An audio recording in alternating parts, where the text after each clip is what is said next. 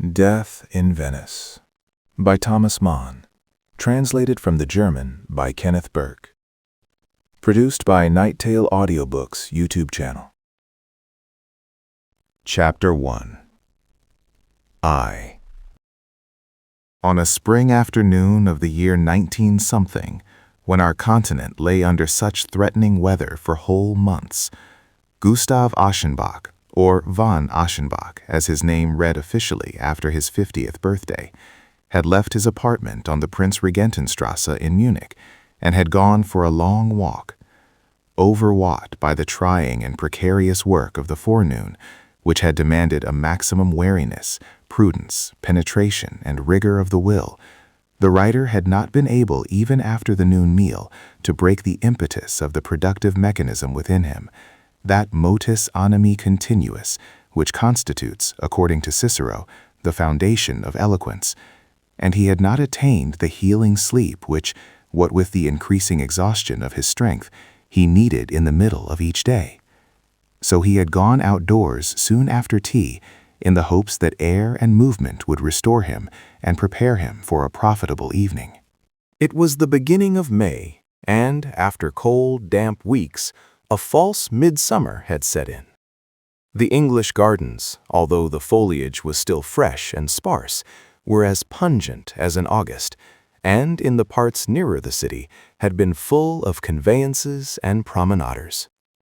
At the Almeister, which he had reached by quieter and quieter paths, Aschenbach had surveyed for a short time the Wirtsgarten, with its lively crowds and its border of cabs and carriages. From here, as the sun was sinking, he had started home, outside the park, across the open fields, and since he felt tired and a storm was threatening from the direction of Föhring, he waited at the North Cemetery for the tram which would take him directly back to the city. It happened that he found no one in the station or its vicinity.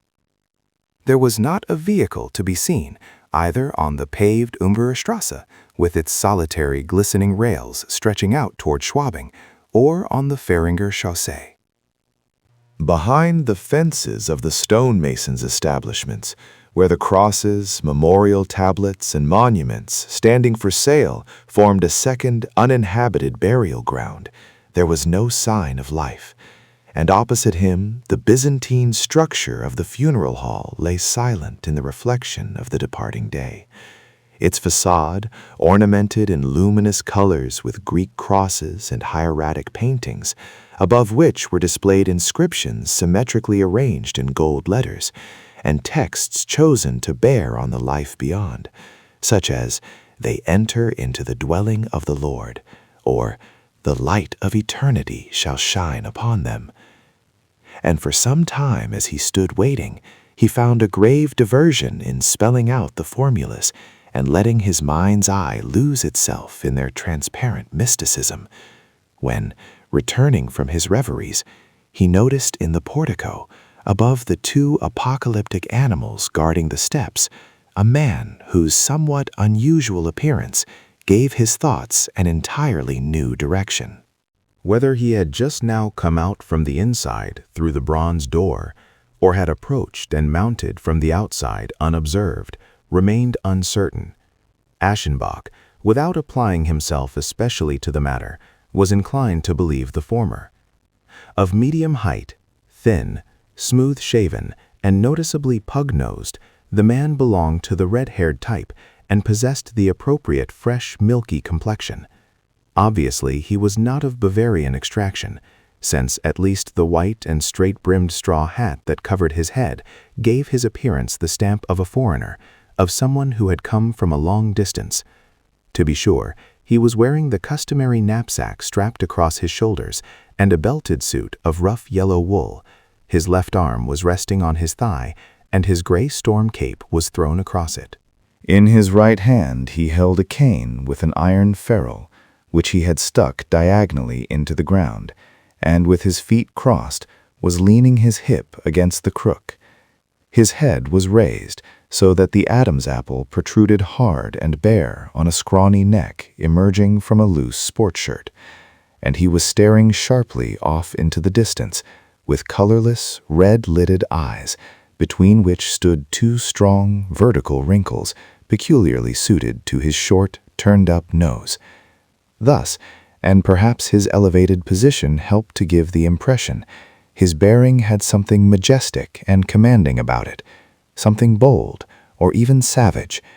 For whether he was grimacing because he was blinded by the setting sun, or whether it was a case of a permanent distortion of the physiognomy, his lips seemed too short. They were so completely pulled back from his teeth that these were exposed even to the gums and stood out white and long. It is quite possible that Aschenbach, in his half-distracted, half-inquisitive examination of the stranger, had been somewhat inconsiderate, for he suddenly became aware that his look was being answered, and indeed so militantly, so straight in the eye, so plainly with the intention of driving the thing through to the very end and compelling him to capitulate, that he turned away uncomfortably and began walking along by the fences, deciding casually that he would pay no further attention to the man. The next minute, he had forgotten him. But perhaps the exotic element in the stranger's appearance had worked on his imagination, or a new physical or spiritual influence of some sort had come into play. He was quite astonished to note a peculiar inner expansion, a kind of roving unrest, a youthful longing after far-off places, a feeling so vivid, so new, or so long dormant and neglected, that with his hands behind his back and his eyes on the ground, he came to a sudden stop and examined into the nature and purport of this emotion. It was the desire for travel, nothing more, although, to be sure, it had attacked him violently and was heightened to a passion, even to the point of an hallucination. His yearnings crystallized. His imagination, still in ferment from his hours of work, actually pictured all the marvels and terrors of a manifold world which it was suddenly struggling to conceive. He saw a landscape, a tropical swampland under a heavy, murky sky, damp, luxuriant, and enormous, a kind of prehistoric wilderness of islands, bogs, and arms of water, sluggish with mud. He saw near him and in the distance the hairy shafts of palms rising out of a rank, lecherous thicket, out of places where the plant life was fat, swollen, and blossoming exorbitantly. He saw strangely misshapen trees sending their roots into the ground, into stagnant pools with greenish reflections, and here, between floating flowers which were milk-white and large as dishes, birds of a strange nature, high-shouldered, with crooked bills, were standing in the muck and looking motionlessly to one side. Between dense, knotted stalks of bamboo, he saw the glint from the eyes of a crouching tiger, and he felt his heart knocking with fear and with puzzling desires. Then the image disappeared, and with a shake of his head, Aschenbach resumed his walk along past the fences of the stonemasons' establishments. Since the time, at least, when he could command the means to enjoy the advantages of moving about the world as he pleased, he had considered traveling simply as an hygienic precaution, which must be complied with now and then, despite one's feelings and one's preferences. Too busy with the tasks arranged for him by his interest in his own ego and in the problems of Europe, too burdened with the onus of production, too little prone to diversion, and in no sense an amateur of the varied amusements of the great world, he had been thoroughly satisfied with such knowledge of the earth's surface as anyone can get without moving far out of his own circle, and he had never even been tempted to leave Europe.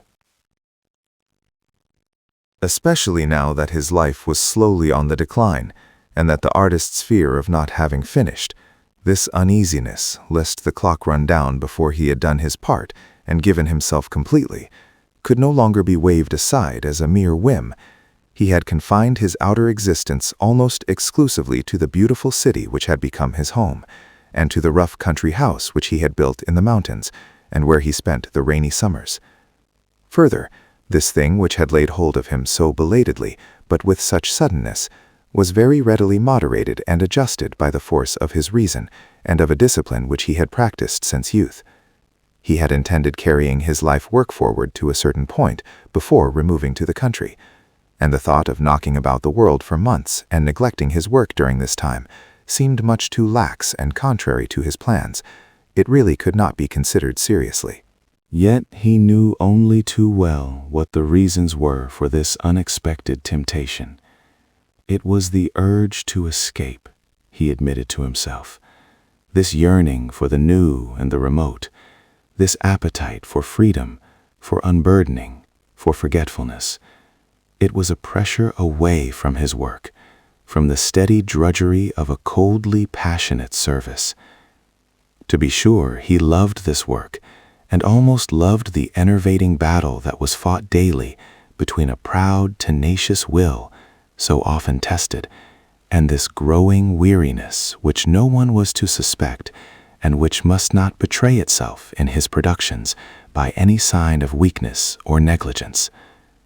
But it seemed wise not to draw the bow over tightly, and not to strangle by sheer obstinacy so strongly persistent an appetite. He thought of his work, thought of the place at which yesterday, and now again today, he had been forced to leave off, and which, it seemed, would yield neither to patience and coaxing, nor to a definite attack.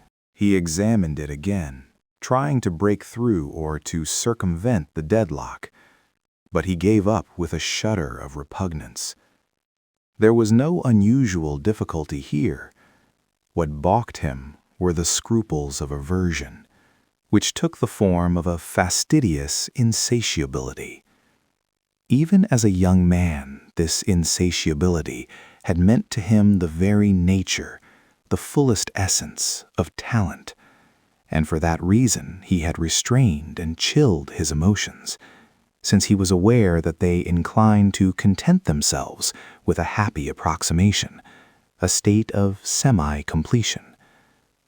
Were these enslaved emotions now taking their vengeance on him by leaving him in the lurch, by refusing to forward and lubricate his art? And were they bearing off with them every enjoyment, every live interest in form and expression? Not that he was producing anything bad. His years gave him at least this advantage, that he felt himself at all times in full and easy possession of his craftsmanship. But while the nation honored him for this, he himself was not content.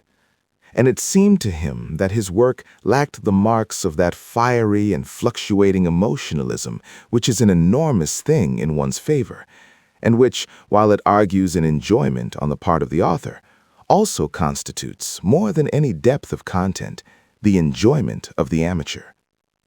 He feared the summer in the country, alone in the little house with the maid who prepared his meals and the servant who brought them to him. He feared the familiar view of the mountain peaks and the slopes which would stand about him in his boredom and his discontent. Consequently, there was need of a break in some new direction. If the summer was to be endurable and productive, he must attempt something out of his usual orbit. He must relax, get a change of air, bring an element of freshness into the blood. To travel, then, that much was settled.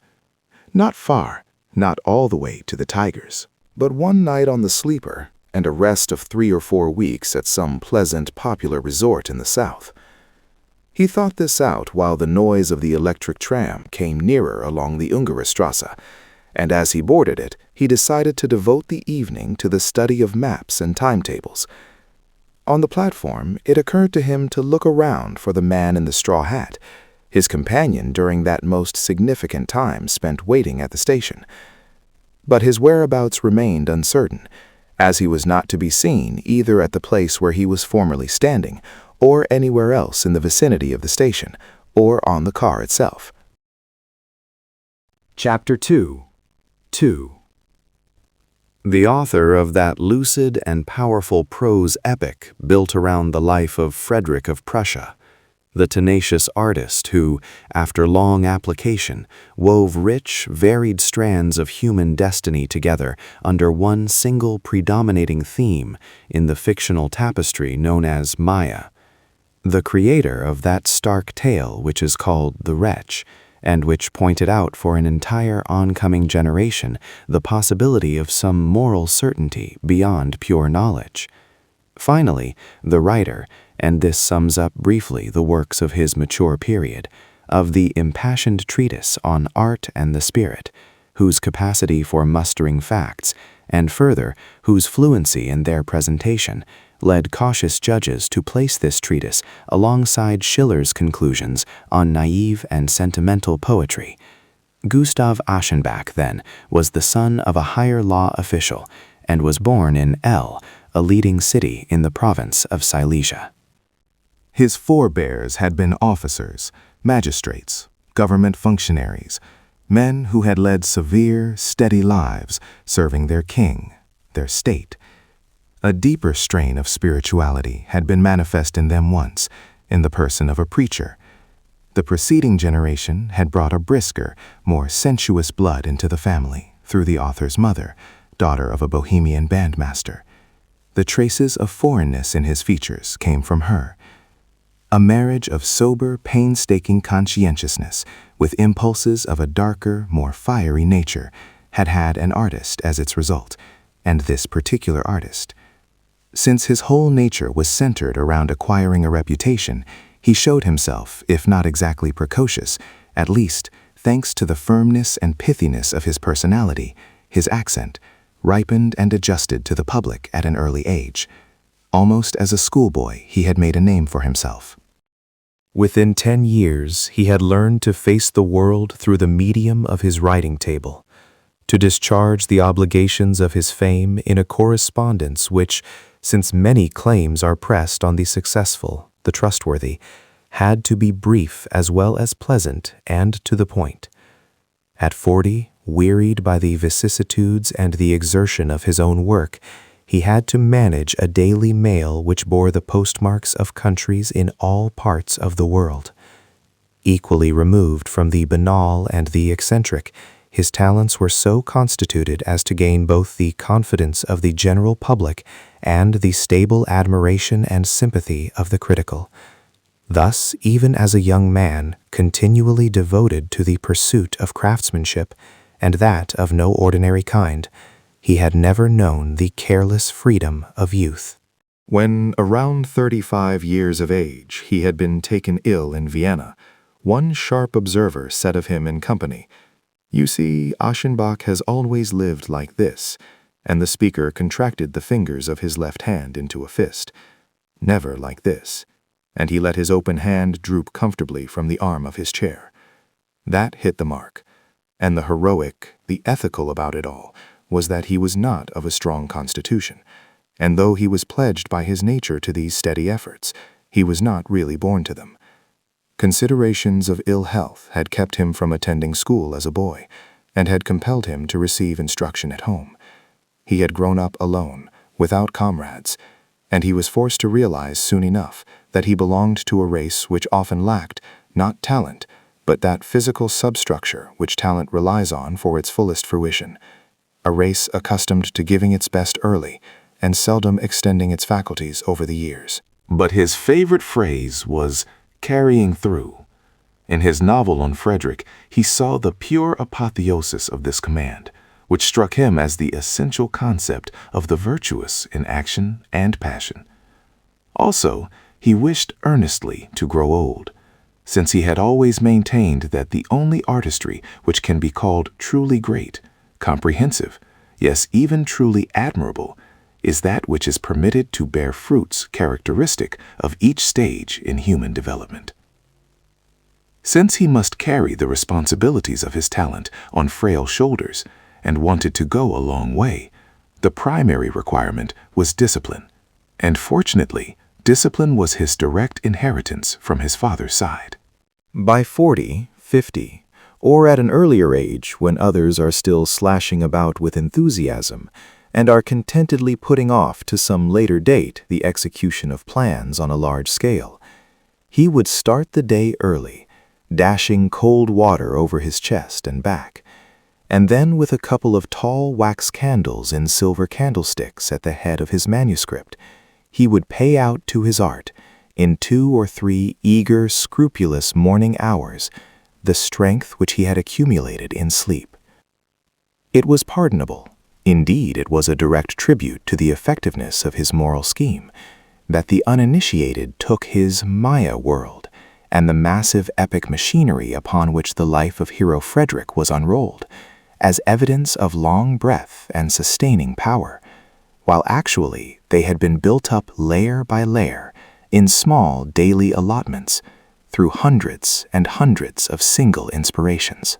And if they were so excellent in both composition and texture, it was solely because their creator had held out for years under the strain of one single work, with a steadiness of will and a tenacity comparable to that which conquered his native province, and because finally he had turned over his most vital and valuable hours to the problem of minute revision.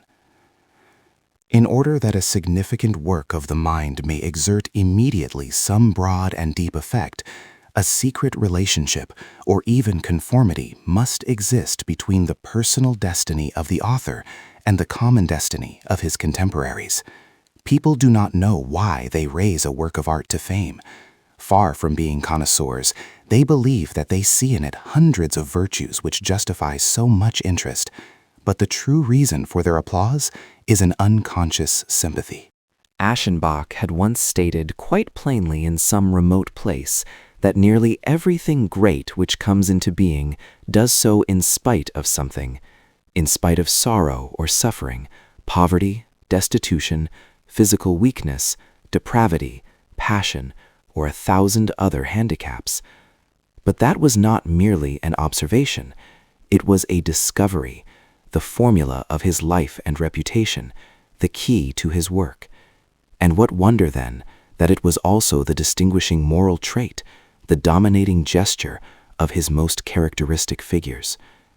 Years before, one shrewd analyst had written of the new hero type to which this author gave preference, and which kept turning up in variations of one sort or another. He called it the conception of an intellectual and youthful masculinity, which stands motionless, haughty, ashamed, with jaw set, while swords and spear points beset the body. That was beautiful and ingenious, and it was exact, although it may have seemed to suggest too much passivity. For to be poised against fatality, to meet adverse conditions gracefully, is more than simple endurance. It is an act of aggression, a positive triumph, and the figure of Sebastian is the most beautiful figure, if not of art as a whole, at least of the art of literature. Looking into this fictional world, one saw a delicate self-mastery by which any inner deterioration, any biological decay, was kept concealed from the eyes of the world. A crude, vicious sensuality, capable of fanning its rising passions into pure flame, yes, even of mounting to dominance in the realm of beauty. A pallid weakness, which draws from the glowing depths of the soul the strength to bow whole arrogant peoples before the foot of the cross, or before the feet of weakness itself. A charming manner maintained in his cold, strict service to form, a false, precarious mode of living, and the keenly enervating melancholy and artifice of the born deceiver. To observe such trials as this was enough to make one question whether there really was any heroism other than weakness, and in any case, what heroism could be more in keeping with the times. Gustav Aschenbach was the one poet among the many workers on the verge of exhaustion, all those overburdened, used up, tenacious moralists of production, who, delicately built and destitute of means, can rely, for a time at least, on willpower and the shrewd husbandry of their resources to secure the effects of greatness. There are many such. They are the heroes of the period. And they all found themselves in his works. Here they were indeed, upheld, intensified, applauded. They were grateful to him. They acclaimed him. In his time he had been young and raw, and, misled by his age, he had blundered in public. He had stumbled, had exposed himself. Both in writing and in talk he had offended against caution and tact. But he had acquired the dignity which, as he insisted, is the innate goad and craving of every great talent. In fact, it could be said that his entire development had been a conscious, undeviating progression away from the embarrassments of skepticism and irony, and towards dignity. The general masses are satisfied by vigor and tangibility of treatment rather than by any close intellectual processes. But youth, with its passion for the absolute, can be arrested only by the problematical. And Aschenbach had been absolute, problematical, as only a youth could be.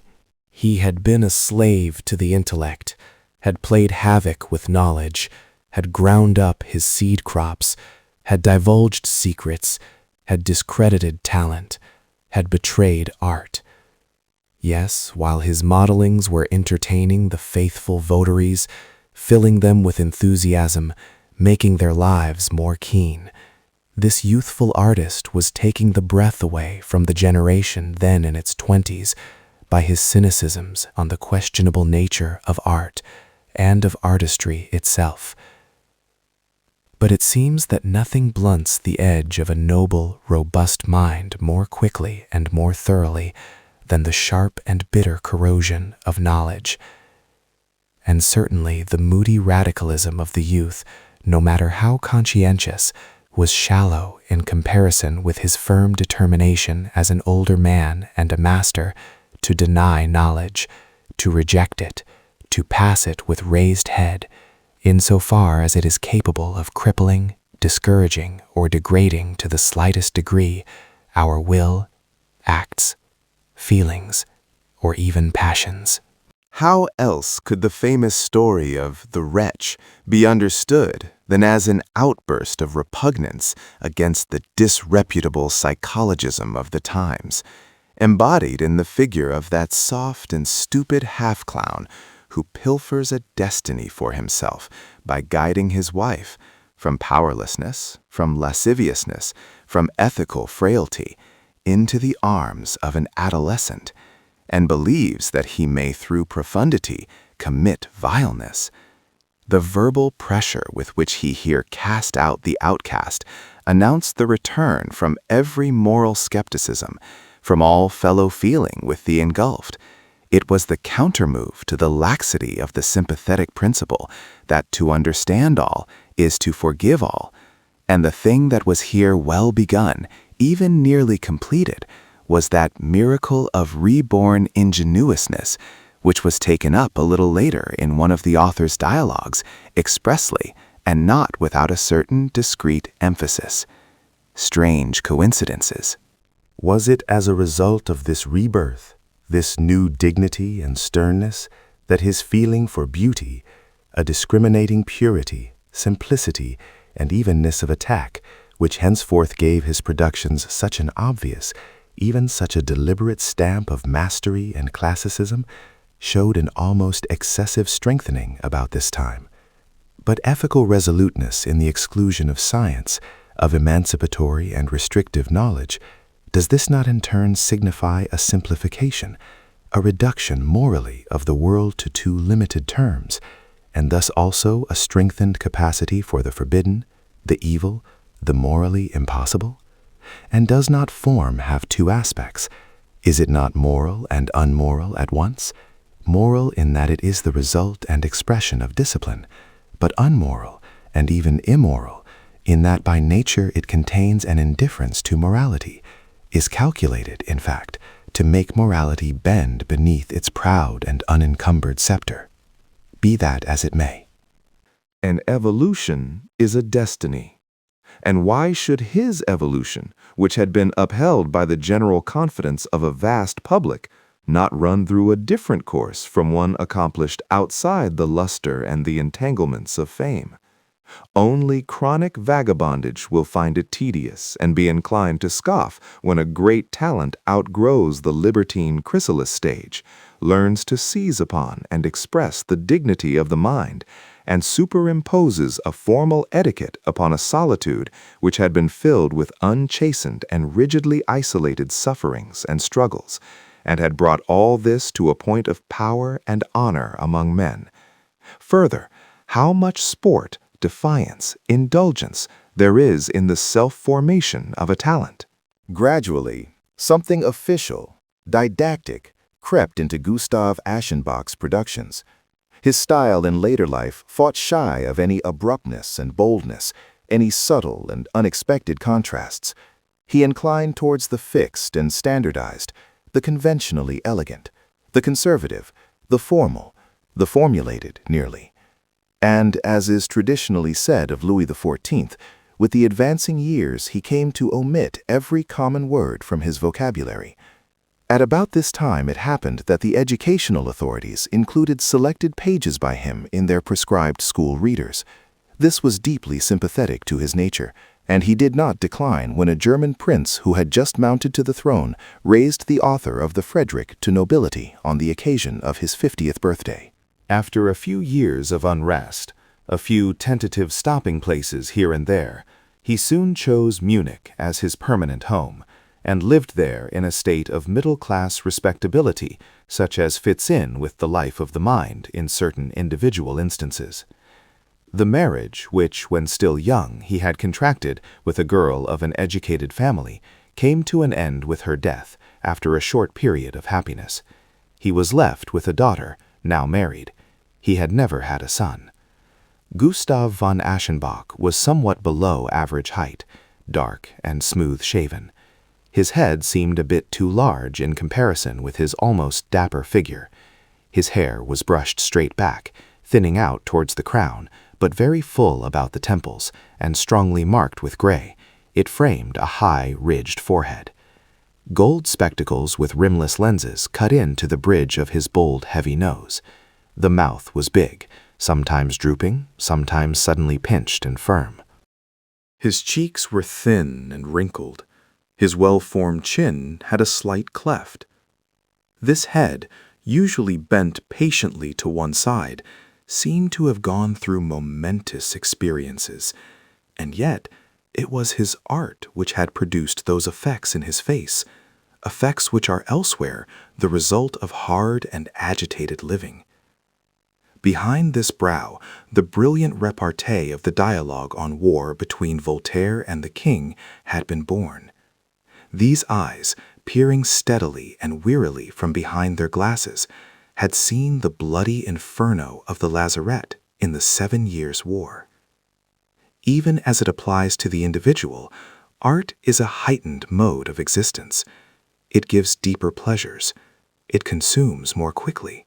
It carves into its servants' faces the marks of imaginary and spiritual adventures, and though their external activities may be as quiet as a cloister, it produces a lasting voluptuousness, over-refinement, fatigue, and curiosity of the nerves, such as can barely result from a life filled with illicit passions and enjoyments. Chapter 3. Various matters of a literary and social nature delayed his departure until about 2 weeks after that walk in Munich. Finally, he gave orders to have his country house ready for occupancy within a month, and one day between the middle and the end of May, he took the night train for Trieste, where he made a stopover of only 24 hours and embarked the following morning for Pola.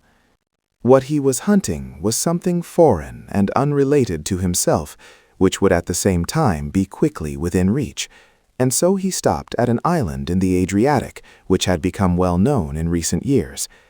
It lay not far off the Istrian coast, with beautifully rugged cliffs fronting the open sea, and natives who dressed in variegated tatters and made strange sounds when they spoke. But reign in a heavy atmosphere, a provincial and exclusively Austrian patronage at the hotel, and the lack of that restfully intimate association with the sea which can be gotten only by a soft sandy beach, irritated him and prevented him from feeling that he had found the place he was looking for. Something within was disturbing him and drawing him he was not sure where. He studied sailing dates, he looked about him questioningly, and of a sudden, as a thing both astounding and self-evident, his goal was before him. If he wanted to reach overnight the unique, the fabulously different, where did you go? But that was plain. What was he doing here? He had lost the trail. He had wanted to go there. He did not delay in giving notice of his mistake in stopping here. In the early morning mist, a week and a half after his arrival on the island, a fast motorboat was carrying him and his luggage back over the water to the naval port, and he landed there just long enough to cross the gangplank to the damp deck of a ship which was lying under steam, ready for the voyage to Venice. It was an old hulk flying the Italian flag, decrepit, sooty, and mournful.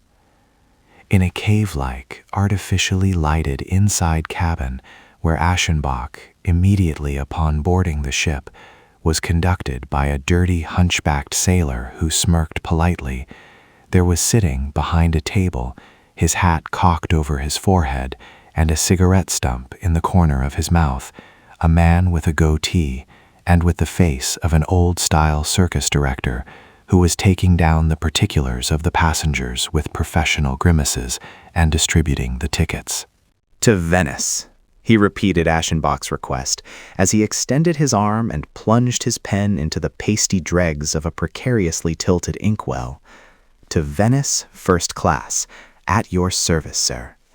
And he wrote a generous scrawl, sprinkled it with blue sand out of a box, let the sand run off into a clay bowl, folded the paper with sallow, bony fingers, and began writing again. A happily chosen destination, he chatted on. Ah, Venice, a splendid city, a city of irresistible attractiveness for the educated, on account of its history as well as its present-day charms. The smooth rapidity of his movements and the empty words accompanying them had something anesthetic and reassuring about them, much as though he feared lest the traveler might still be vacillating in his decision to go to Venice. He handled the cash briskly and let the change fall on the spotted table cover with the skill of a croupier. "A pleasant journey, sir," he said with a theatrical bow. "Gentlemen, I have the honor of serving you," he called out immediately after, with his arm upraised, and he acted as if business were in full swing, although no one else was there to require his attention. Aschenbach returned to the deck. With one arm on the railing, he watched the passengers on board and the idlers who loitered around the dock waiting for the ship to sail. The second-class passengers, men and women, were huddled together on the foredeck, using boxes and bundles as seats. A group of young people made up the travelers on the first deck, clerks from Pola, it seemed, who had gathered in the greatest excitement for an excursion to Italy. They made a considerable fuss about themselves and their enterprise, chattered, laughed, enjoyed their own antics self-contentedly, and, leaning over the handrails, shouted flippantly and mockingly at their comrades, who, with portfolios under their arms, were going up and down the waterfront on business, and kept threatening the picnickers with their canes. One, in a bright yellow summer suit of ultra-fashionable cut, with a red necktie and a rakishly tilted Panama, surpassed all the others in his crowing good humor. But as soon as Aschenbach looked at him a bit more carefully, he discovered, with a kind of horror, that the youth was a cheat. He was old. That was unquestionable. There were wrinkles around his eyes and mouth. The faint crimson of the cheeks was paint. The hair under his brilliantly decorated straw hat was a wig. His neck was hollow and stringy. His turned-up mustache and the imperial on his chin were dyed. The full set of yellow teeth which he displayed when he laughed, a cheap artificial plate. and his hands, with signet rings on both index fingers, were those of an old man. Fascinated with loathing, Aschenbach watched him in his intercourse with his friends. Did they not know? Did they not observe that he was old? That he was not entitled to wear their bright, foppish clothing? That he was not entitled to play at being one of them? Unquestioningly, and as quite the usual thing, it seemed, they allowed him among them, treating him as one of their own kind, and returning his jovial nudges in the ribs without repugnance. How could that be? Aschenbach laid his hand on his forehead and closed his eyes. They were hot, since he had had too little sleep. He felt as though everything were not quite the same as usual, as though some dreamlike estrangement, some peculiar distortion of the world were beginning to take possession of him. And perhaps this could be stopped if he hid his face for a time and then looked around him again. Yet at this moment he felt as though he were swimming, and looking up with an unreasoned fear, he discovered that the heavy, lugubrious body of the ship was separating slowly from the walled bank. Inch by inch, with the driving and reversing of the engine, the strip of dirty, glistening water widened between the dock and the side of the ship, and after cumbersome maneuvering, the steamer finally turned its nose towards the open sea. Aschenbach crossed to the starboard side, where the hunchback had set up a deck chair for him, and a steward in a spotted dress coat asked after his wants. The sky was gray, the wind damp. Harbor and islands had been left behind, and soon all land was lost in the haze. Flakes of coal dust, bloated with moisture, fell over the washed deck, which would not dry. After the first hour, an awning was spread, since it had begun to rain. Bundled up in his coat, a book in his lap, the traveler rested, and the hours passed unnoticed. It stopped raining. The canvas awning was removed. The horizon was unbroken. The sea, empty, like an enormous disk, lay stretched under the curve of the sky. But in empty, inarticulate space, our senses lose also the dimensions of time, and we slip into the incommensurate. As he rested, strange shadowy figures, the old dandy, the goatee from the inside cabin, passed through his mind, with vague gestures, muddled dream words, and he was asleep. About noon he was called to a meal down in the corridor-like dining hall, into which the doors opened from the sleeping cabins. He ate near the head of a long table, at the other end of which the clerks, including the old man, had been drinking with the boisterous captain since 10 o'clock. The food was poor, and he finished rapidly. He felt driven outside to look at the sky, to see if it showed signs of being brighter above Venice. He had kept thinking that this had to occur, since the city had always received him in full blaze. But sky and sea remained dreary and leaden. At times a misty rain fell, and here he was reaching by water a different Venice than he had ever found when approaching on land. He stood by the forestays, looking in the distance, waiting for land. He thought of the heavy-hearted, enthusiastic poet for whom the domes and bell towers of his dreams had once risen out of these waters. He relived in silence some of that reverence, happiness, and sorrow which had been turned then into cautious song. And easily susceptible to sensations already molded, he asked himself wearily and earnestly whether some new enchantment and distraction, some belated adventure of the emotions, might still be held in store for this idle traveler. Then the flat coast emerged on the right. The sea was alive with fishing smacks. The Bathers' Island appeared. It dropped behind to the left. The steamer slowly entered the narrow port which is named after it. And on the lagoon, facing gay, ramshackle houses, it stopped completely, since it had to wait for the bark of the health department. An hour passed before it appeared. He had arrived, and yet he had not. No one was in any hurry. No one was driven by impatience.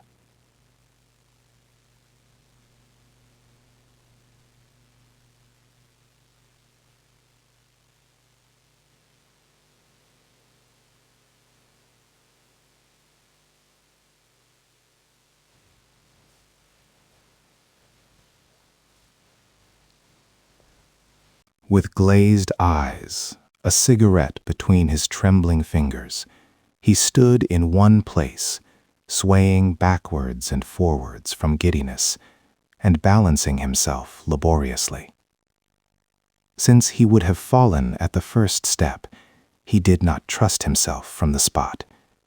Yet he showed a deplorable insolence, buttonholed everyone who came near him, stammered, winked, and tittered, lifted his wrinkled, ornamented index finger in a stupid attempt at bantering, while he licked the corners of his mouth with his tongue in the most abominably suggestive manner. Aschenbach observed him darkly, and a feeling of numbness came over him again, as though the world were displaying a faint but irresistible tendency to distort itself into the peculiar and the grotesque, a feeling which circumstances prevented him from surrendering himself to completely, for just then the pounding activity of the engines commenced again, and the ship, resuming a voyage which had been interrupted so near its completion, passed through the San Marco Canal. So he saw it again, the most remarkable of landing places, that blinding composition of fantastic buildings which the Republic lays out before the eyes of approaching seafarers, the soft splendor of the palace, the Bridge of Sighs, on the bank the columns with lion and saint, the advancing, showy flank of the enchanted temple, the glimpse through to the archway, and the huge giant clock. And as he looked on, he thought that to reach Venice by land, on the railroad, was like entering a palace from the rear, and that the most unreal of cities should not be approached except as he was now doing, by ship over the high seas. The engine stopped, gondolas pressed in, the gangway was let down, customs officials climbed on board and discharged their duties perfunctorily. The disembarking could begin.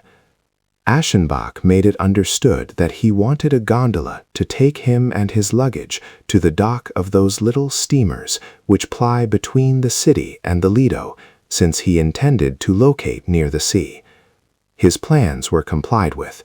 His wants were shouted down to the water, where the gondoliers were wrangling with one another in dialect. He was still hindered from descending. He was hindered by his trunk, which was being pulled and dragged with difficulty down the ladder-like steps, So that for some minutes he was not able to avoid the importunities of the atrocious old man, whose drunkenness gave him a sinister desire to do the foreigner parting honors. "We wish you a very agreeable visit," he bleated as he made an awkward bow. "We leave with pleasant recollections. Au revoir, excusez, and bonjour, Your Excellency." His mouth watered, he pressed his eyes shut, he licked the corners of his mouth, and the dyed imperial turned up about his senile lips.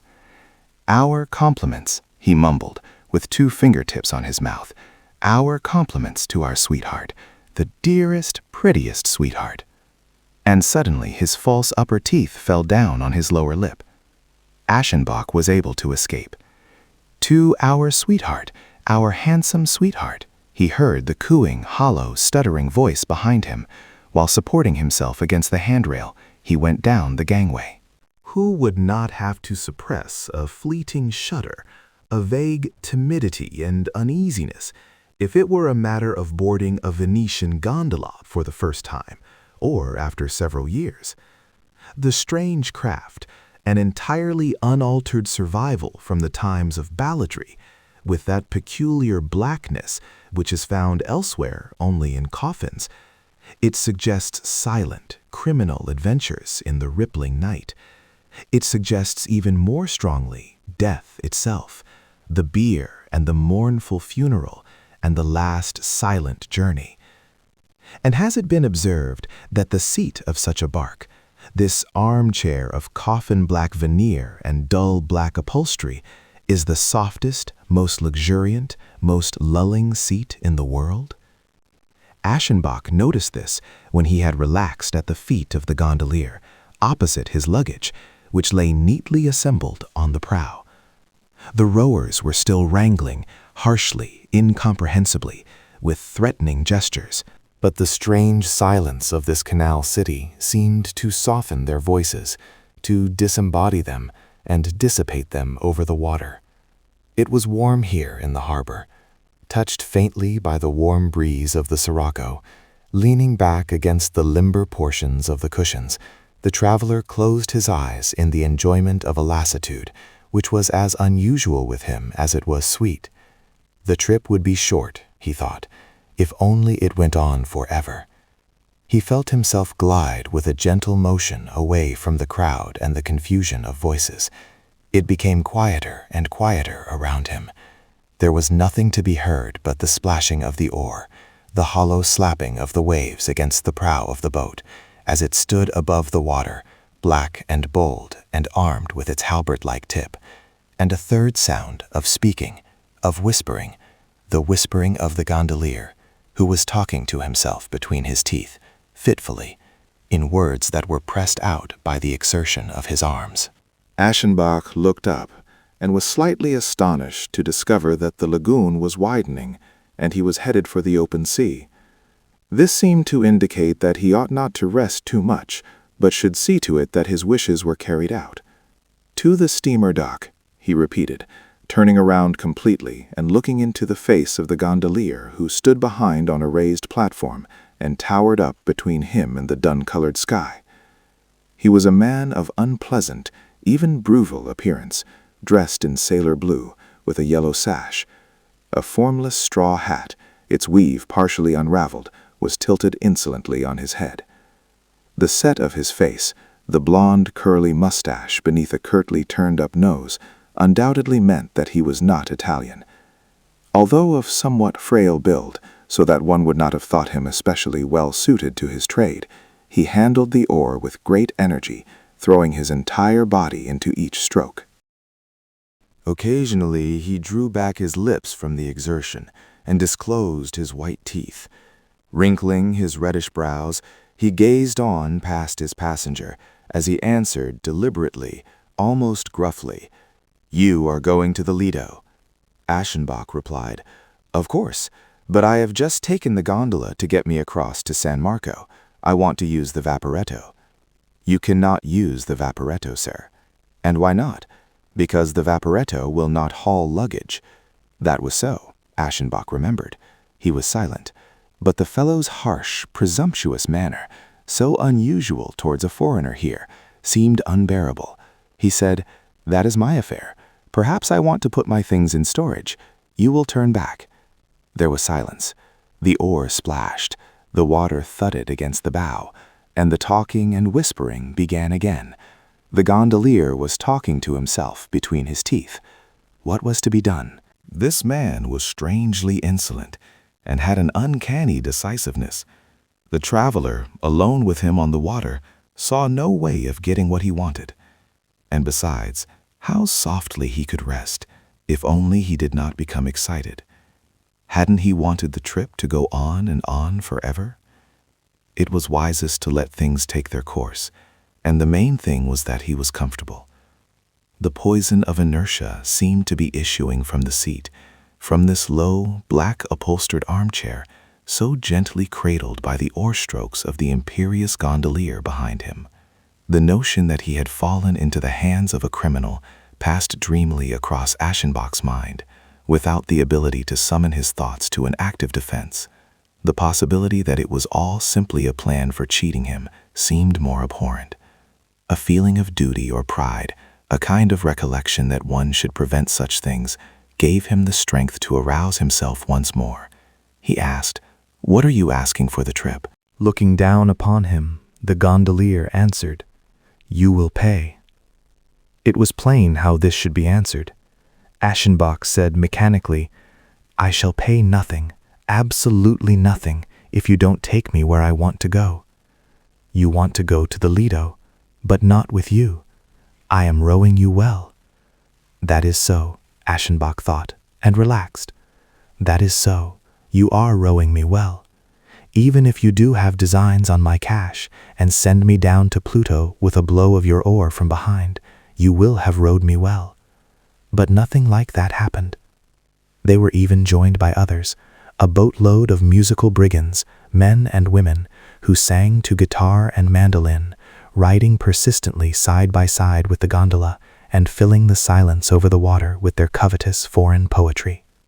A hat was held out, and Aschenbach threw in money. Then they stopped singing and rode away, and again the muttering of the gondolier could be heard as he talked fitfully and jerkily to himself. So they arrived, tossed in the wake of a steamer plying towards the city. 2 municipal officers, their hands behind their backs, their faces turned in the direction of the lagoon, were walking back and forth on the bank. Aschenbach left the gondola at the dock, supported by that old man who was stationed with his grappling hook at each one of Venice's landing places. And since he had no small money, he crossed over to the hotel by the steamer wharf to get change and pay the rower what was due him. He got what he wanted in the lobby. He returned and found his traveling bags in a cart on the dock, and gondola and gondolier had vanished. "He got out in a hurry," said the old man with the grappling hook. "A bad man, a man without a license, sir. He is the only gondolier who doesn't have a license. The others telephoned here." Aschenbach shrugged his shoulders. "The gentleman rode for nothing," the old man said, and held out his hat. Aschenbach tossed in a coin. He gave instructions to have his luggage taken to the beach hotel, and followed the cart through the avenue, the white-blossomed avenue, which, lined on both sides with taverns, shops, and boarding houses, runs across the island to the shore. He entered the spacious hotel from the rear, by the terraced garden, and passed through the vestibule and the lobby until he reached the desk. Since he had been announced, he was received with obliging promptness. A manager, a small, frail, flatteringly polite man with a black mustache and a French-style frock coat, accompanied him to the 3rd floor in the lift and showed him his room, an agreeable place furnished in cherry wood. It was decorated with strong-smelling flowers, and its high windows afforded a view out across the open sea. He stepped up to one of them after the employee had left, and while his luggage was being brought up and placed in the room behind him, he looked down on the beach. It was comparatively deserted in the afternoon, and on the sunless ocean, which was at flood tide, and was sending long, low waves against the bank in a calm, regular rhythm. The experiences of a man who lives alone and in silence are both vaguer and more penetrating than those of people in society. His thoughts are heavier, more odd, and touched always with melancholy.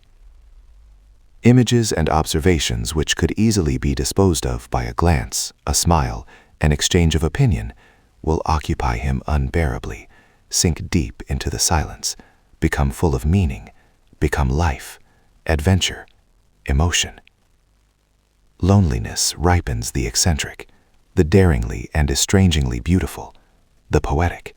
But loneliness also ripens the perverse, the disproportionate, the absurd, and the illicit. So the things he had met with on the trip, the ugly old fop with his twaddle about sweethearts, the law-breaking gondolier who was cheated of his pay, still left the traveler uneasy. Without really providing any resistance to the mind, without offering any solid stuff to think over, they were nevertheless profoundly strange, as it seemed to him, and disturbing precisely because of this contradiction. In the meanwhile, he greeted the sea with his eyes, and felt pleasure at the knowledge that Venice was so conveniently near. Finally, he turned away, bathed his face, left orders to the chambermaid for a few things he still needed done to make his comfort complete, and let himself be taken to the ground floor by the green-uniformed Swiss who operated the lift. He took his tea on the terrace facing the ocean, then descended and followed the boardwalk for quite a way in the direction of the Hotel Excelsior. When he returned, it seemed time to dress for dinner. He did this with his usual care and slowness, since he was accustomed to working over his toilette. And yet he came down a little early to the lobby, where he found a great many of the hotel guests assembled, mixing distantly and with a show of mutual indifference to one another, but all waiting for mealtime. He took a paper from the table, dropped into a leather chair, and observed the company. They differed agreeably from the guests where he had first stopped. A wide and tolerantly inclusive horizon was spread out before him. Sounds of all the principal languages formed a subdued murmur. The accepted evening dress, a uniform of good manners, brought all human varieties into a fitting unity. There were Americans with their long, wry features, large Russian families, English ladies, German children with French nurses. The Slavic element seemed to predominate. Polish was being spoken nearby. It was a group of children gathered around a little wicker table under the protection of a teacher or governess. 3 young girls, apparently 15 to 17, and a long-haired boy about 14 years old. With astonishment, Aschenbach noted that the boy was absolutely beautiful. His face, pale and reserved, framed with honey-colored hair, the straight, sloping nose, the lovely mouth, the expression of sweet and godlike seriousness, recalled Greek sculpture of the noblest period, and the complete purity of the forms was accompanied by such a rare personal charm that, as he watched, he felt that he had never met with anything equally felicitous in nature or the plastic arts. He was further struck by the obviously intentional contrast with the principles of upbringing which showed in the sisters' attire and bearing. The 3 girls, the eldest of whom could be considered grown up, were dressed with a chasteness and severity bordering on disfigurement. Uniformly cloister-like costumes of medium length, slate-colored, sober, and deliberately unbecoming in cut, with white turned-down collars as the only relief, suppressed every possible appeal of shapeliness. Their hair, brushed down flat and tight against the head, gave their faces a nun-like emptiness and lack of character. Surely this was a mother's influence, and it had not even occurred to her to apply the pedagogical strictness to the boy, which she seemed to find necessary for her girls. It was clear that in his existence the first factors were gentleness and tenderness. The shears had been resolutely kept from his beautiful hair. Like a Prince Charming's, it fell in curls over his forehead, his ears, and still deeper across his neck. The English sailor suit, with its braids, stitchings, and embroideries, its puffy sleeves narrowing at the ends and fitting snugly about the fine wrists of his still childish but slender hands, gave the delicate figure something rich and luxurious. He was sitting, half profile to the observer, one foot in its black patent leather shoe placed before the other, an elbow resting on the arm of his wicker chair, a cheek pressed against his fist, in a position of negligent good manners, entirely free of the almost subservient stiffness to which his sisters seemed accustomed. Did he have some illness? For his skin stood out as white as ivory against the golden darkness of the surrounding curls. Or was he simply a pampered favorite child, made this way by a doting and moody love? Aschenbach inclined to believe the latter. Almost every artist is born with a rich and treacherous tendency to recognize injustices which have created beauty, and to meet aristocratic distinction with sympathy and reverence. A waiter passed through and announced in English that the meal was ready. Gradually, the guests disappeared through the glass door into the dining hall.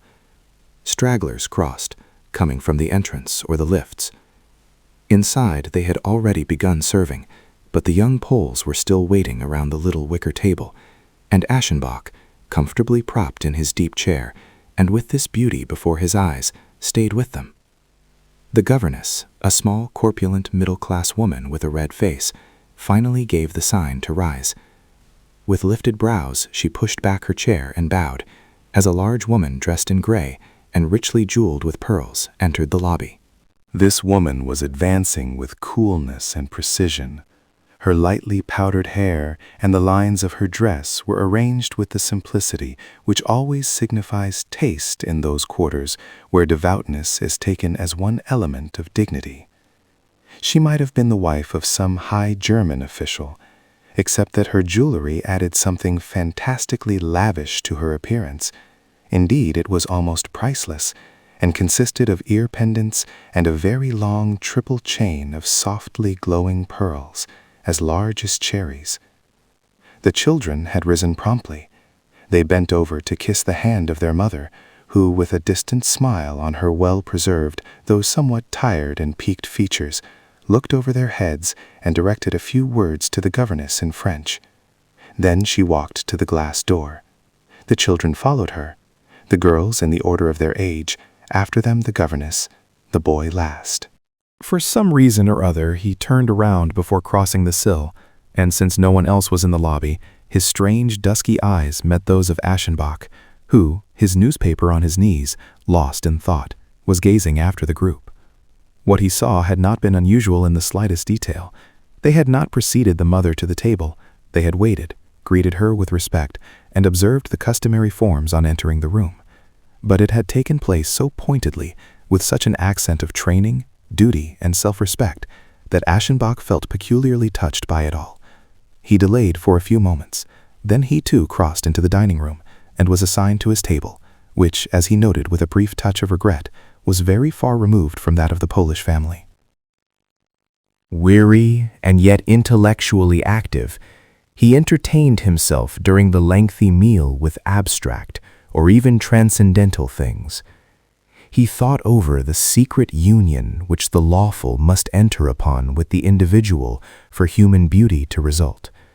From this he passed into general problems of form and art, and at the end he found that his thoughts and discoveries were like the seemingly felicitous promptings of a dream, which, when the mind is sobered, are seen to be completely empty and unfit.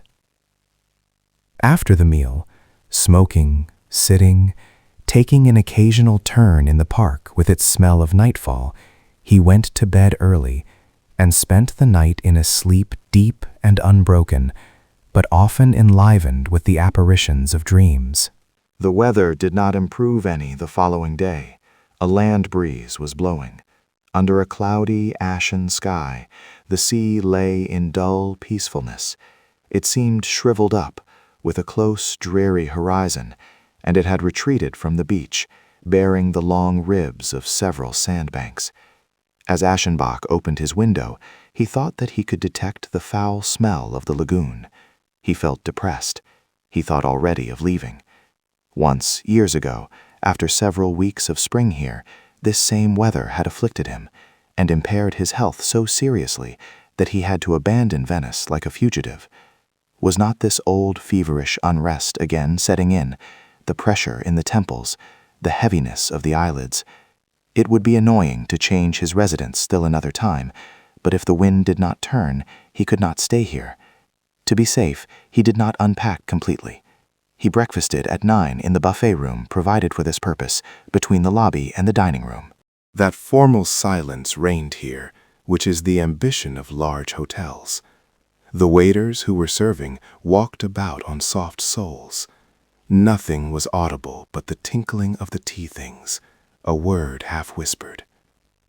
In one corner, obliquely across from the door and 2 tables removed from his own, Aschenbach observed the Polish girls with their governess, erect and red-eyed, their ash-blonde hair freshly smoothed down, dressed in stiff blue linen with little white cuffs and turned-down collars.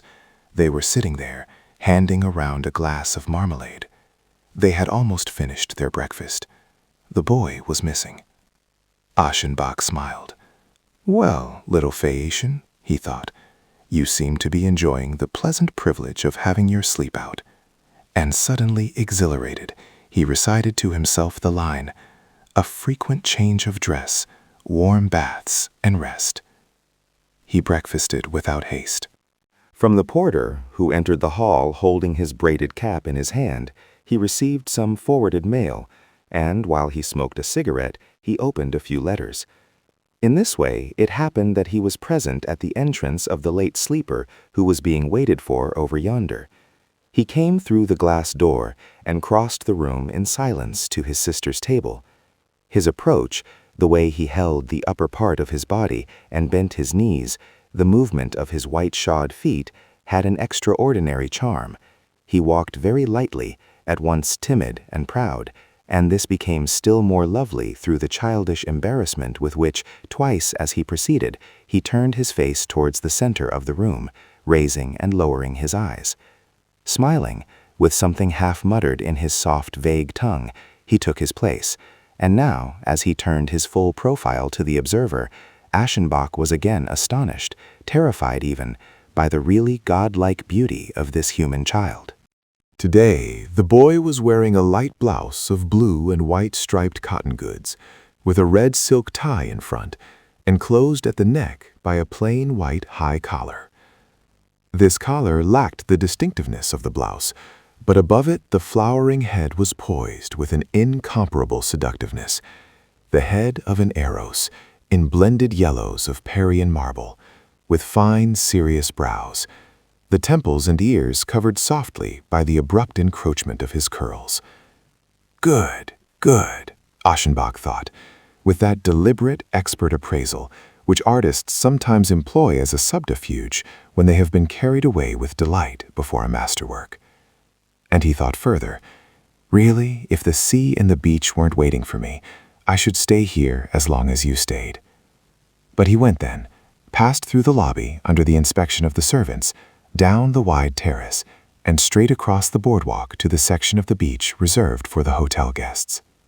The barefoot old man in dungarees and straw hat, who was functioning here as bathing master, assigned him to the bathhouse he had rented. A table and a seat were placed on the sandy board platform, and he made himself comfortable in the lounge chair, which he had drawn closer to the sea, out into the waxen yellow sand. More than ever before, he was entertained and amused by the sights on the beach, this spectacle of carefree, civilized people getting sensuous enjoyment at the very edge of the elements. The gray, flat sea was already alive with wading children, swimmers, a motley of figures lying on the sandbanks with arms bent behind their heads. Others were rowing about in little red and blue-striped boats without keels. They were continually upsetting amid laughter.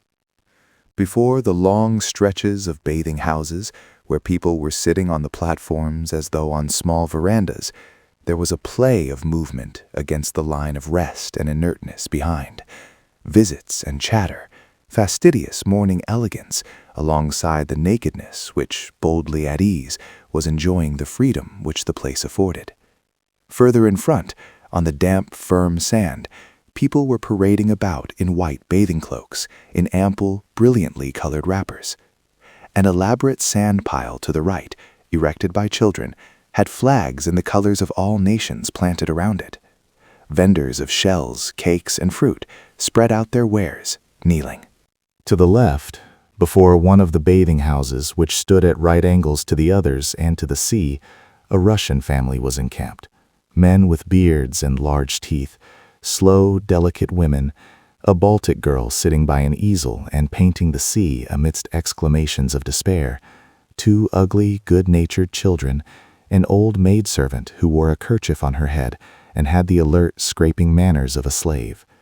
Delighted and appreciative, they were living there, patiently calling the names of the two rowdy, disobedient children, using their scanty Italian to joke with the humorous old man from whom they were buying candy, kissing one another on the cheek, and not in the least concerned with anyone who might be observing their community. Yes, I shall stay, Aschenbach thought. Where would things be better?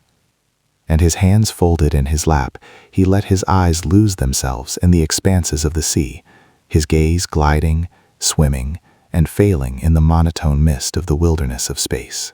He loved the ocean for deep-seated reasons, because of that yearning for rest, when the hard-pressed artist hungers to shut out the exacting multiplicities of experience and hide himself on the breast of the simple, the vast, and, because of a forbidden hankering, seductive by virtue of its being directly opposed to his obligations, after the incommunicable, the incommensurate, the eternal, the non-existent. To be at rest in the face of perfection is the hunger of everyone who is aiming at excellence. And what is the non-existent but a form of perfection? But now, just as his dreams were so far out in vacancy, suddenly the horizontal fringe of the sea was broken by a human figure. And as he brought his eyes back from the unbounded and focused them, it was the lovely boy who was there, coming from the left and passing him on the sand. He was barefooted, ready for wading, his slender legs exposed above the knees. He walked slowly, but as lightly and proudly as though it were the customary thing for him to move about without shoes, and he was looking around him towards the line of bathing houses opposite. But as soon as he had noticed the Russian family, occupied with their own harmony and contentment, a cloud of scorn and detestation passed over his face. His brow darkened, his mouth was compressed, he gave his lips an embittered twist to one side so that the cheek was distorted, and the forehead became so heavily furrowed that the eyes seemed sunken beneath its pressure. Malicious and glowering, they spoke the language of hate. He looked down, looked back once more threateningly, then with his shoulder made an abrupt gesture of disdain and dismissal, and left the enemy behind him. A kind of pudency or confusion, something like respect and shyness, caused Aschenbach to turn away as though he had seen nothing. For the earnest-minded, who have been casual observers of some passion, struggle against making use, even to themselves, of what they have seen. But he was both cheered and unstrung, which is to say, he was happy. This childish fanaticism, directed against the most good-natured possible aspect of life, it brought the divinely arbitrary into human relationships. It made a delightful natural picture which had appealed only to the eye now seem worthy of a deeper sympathy. And it gave the figure of this half-grown boy, who had already been important enough by his sheer beauty, something to offset him still further, and to make one take him more seriously than his years justified. Still looking away, Aschenbach could hear the boy's voice, the shrill, somewhat weak voice with which, in the distance now, he was trying to call hello to his playfellows, busied around the sandpile. They answered him, shouting back his name, or some affectionate nickname, and Aschenbach listened with a certain curiosity, without being able to catch anything more definite than two melodic syllables like agio, or, still more frequently, agu, with a ringing oo sound prolonged at the end. He was pleased with the resonance of this. He found it adequate to the subject. He repeated it silently, and, satisfied, turned to his letters and manuscripts. His small portable writing desk on his knees, he began writing with his fountain pen an answer to this or that bit of correspondence. But after the first 15 minutes, he found it a pity to abandon this situation, the most enjoyable he could think of, in this manner, and wasted in activities which did not interest him. He tossed the writing materials to one side, and he faced the ocean again.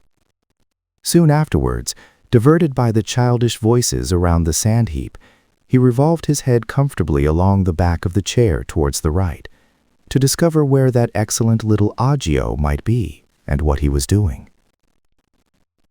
He was found at a glance. The red tie on his breast was not to be overlooked.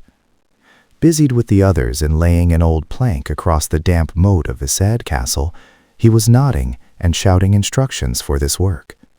There were about 10 companions with him, boys and girls of his age, and a few younger ones who were chattering with one another in Polish, French, and in several Balkan tongues. But it was his name which rang out most often.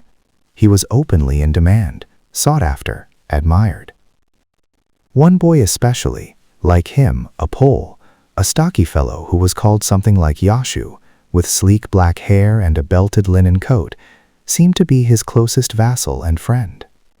When the work on the sand structure was finished for the time being, they walked arm in arm along the beach, and the boy, who was called Yashu, kissed the beauty.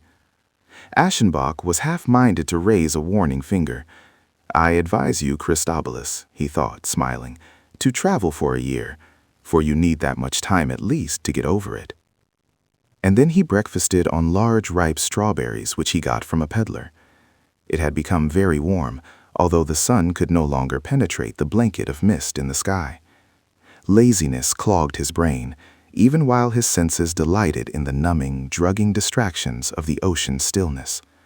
To guess, to puzzle out just what name it was that sounded something like Tadzio, seemed to the sober man an appropriate ambition, a thoroughly comprehensive pursuit.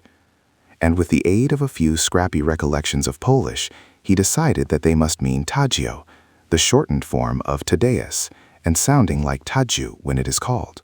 Tadzio was bathing. Aschenbach, who had lost sight of him, spied his head and the arm with which he was propelling himself far out in the water, for the sea must have been smooth for a long distance out. But already people seemed worried about him.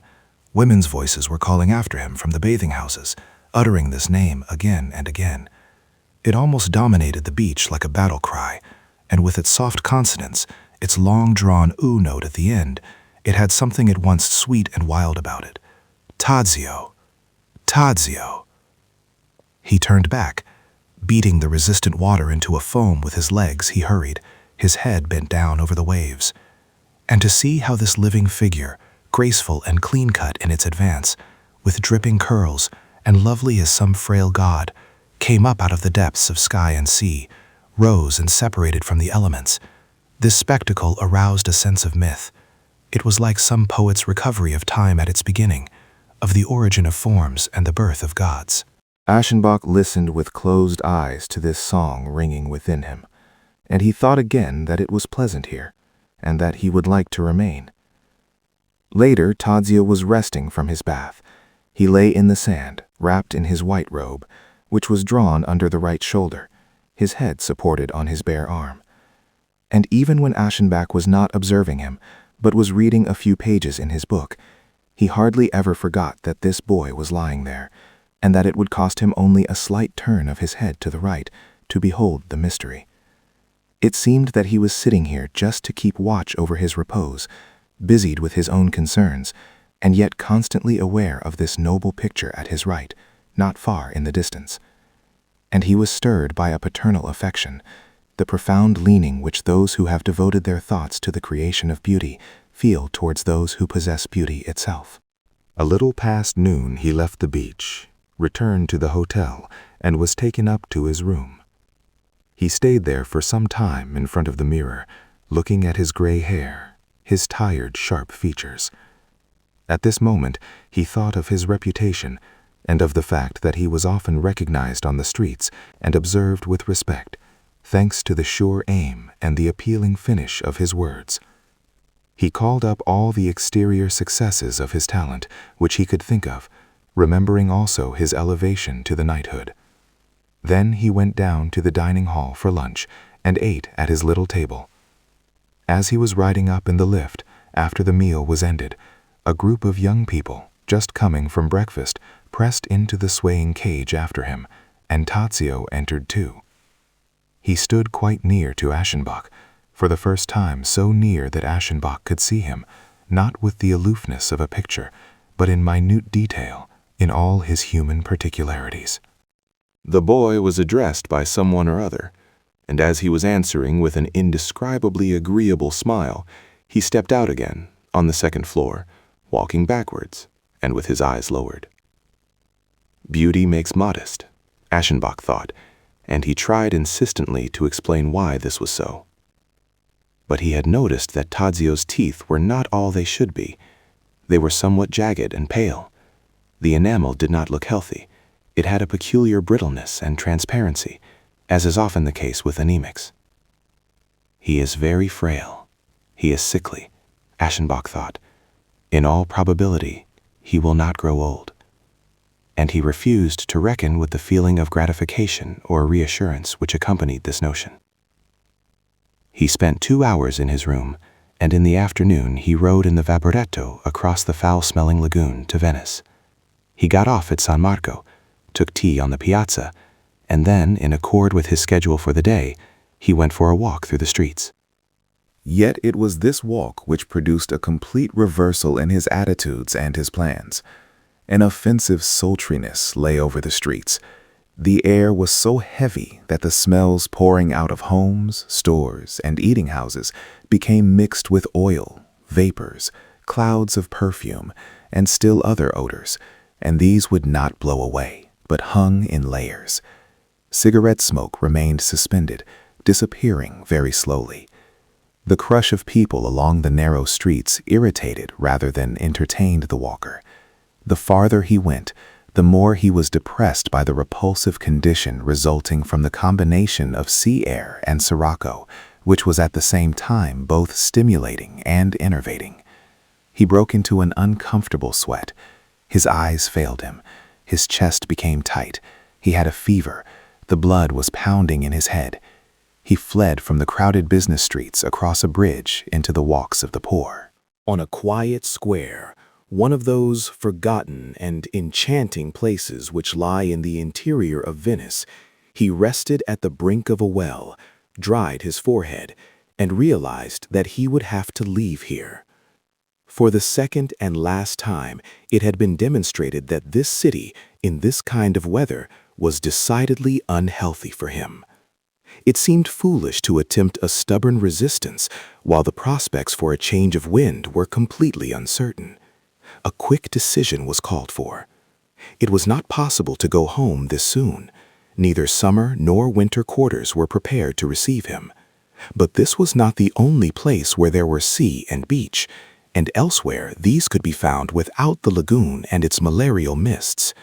He remembered a little watering place not far from Trieste, which had been praised to him. Why not there, and without delay, so that this new change of location would still have time to do him some good? He pronounced this as good as settled and stood up. At the next gondola station, he took a boat back to San Marco and was led through the dreary labyrinth of canals, under fancy marble balconies flanked with lions, around the corners of smooth walls, past the sorrowing facades of palaces which mirrored large dilapidated business signs in the pulsing water. He had trouble arriving there, for the gondolier, who was in league with lacemakers and glassblowers, was always trying to land him for inspections and purchases, and just as the bizarre trip through Venice would begin to cast its spell, the greedy business sense of the sunken queen did all it could to destroy the illusion.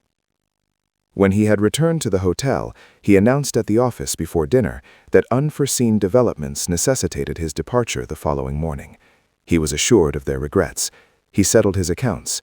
He dined and spent the warm evening reading the newspapers in a rocking chair on the rear terrace. Before going to bed, he got his luggage all ready for departure.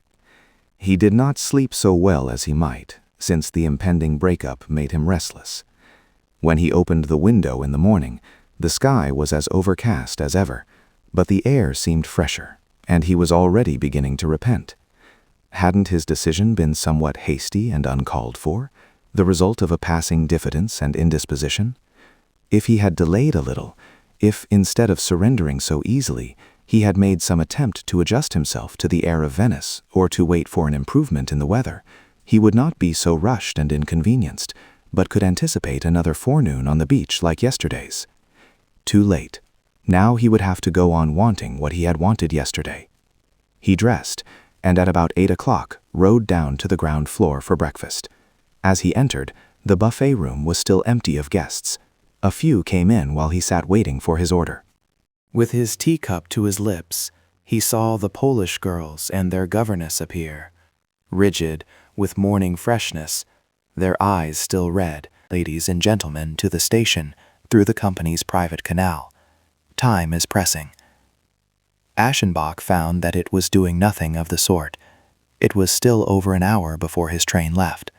He was irritated by this hotel custom of hustling departing guests out of the house, and indicated to the porter that he wished to finish his breakfast in peace.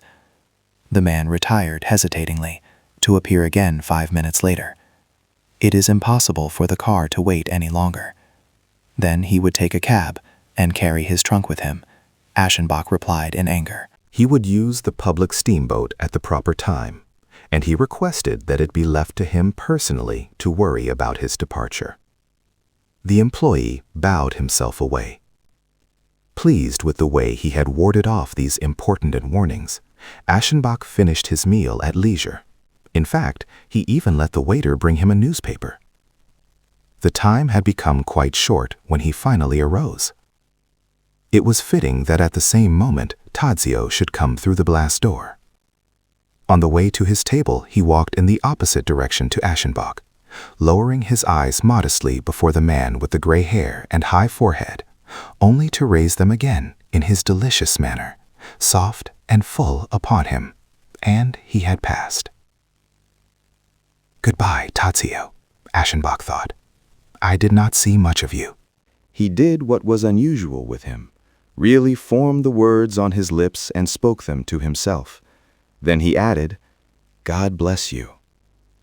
After this, he left, distributed tips, was ushered out by the small, gentle manager in the French frock coat, and made off from the hotel on foot as he had come, going along the white blossoming avenue which crossed the island to the steamer bridge, accompanied by the house servant carrying his hand luggage. He arrived, took his place, and then followed a painful journey through all the depths of regret.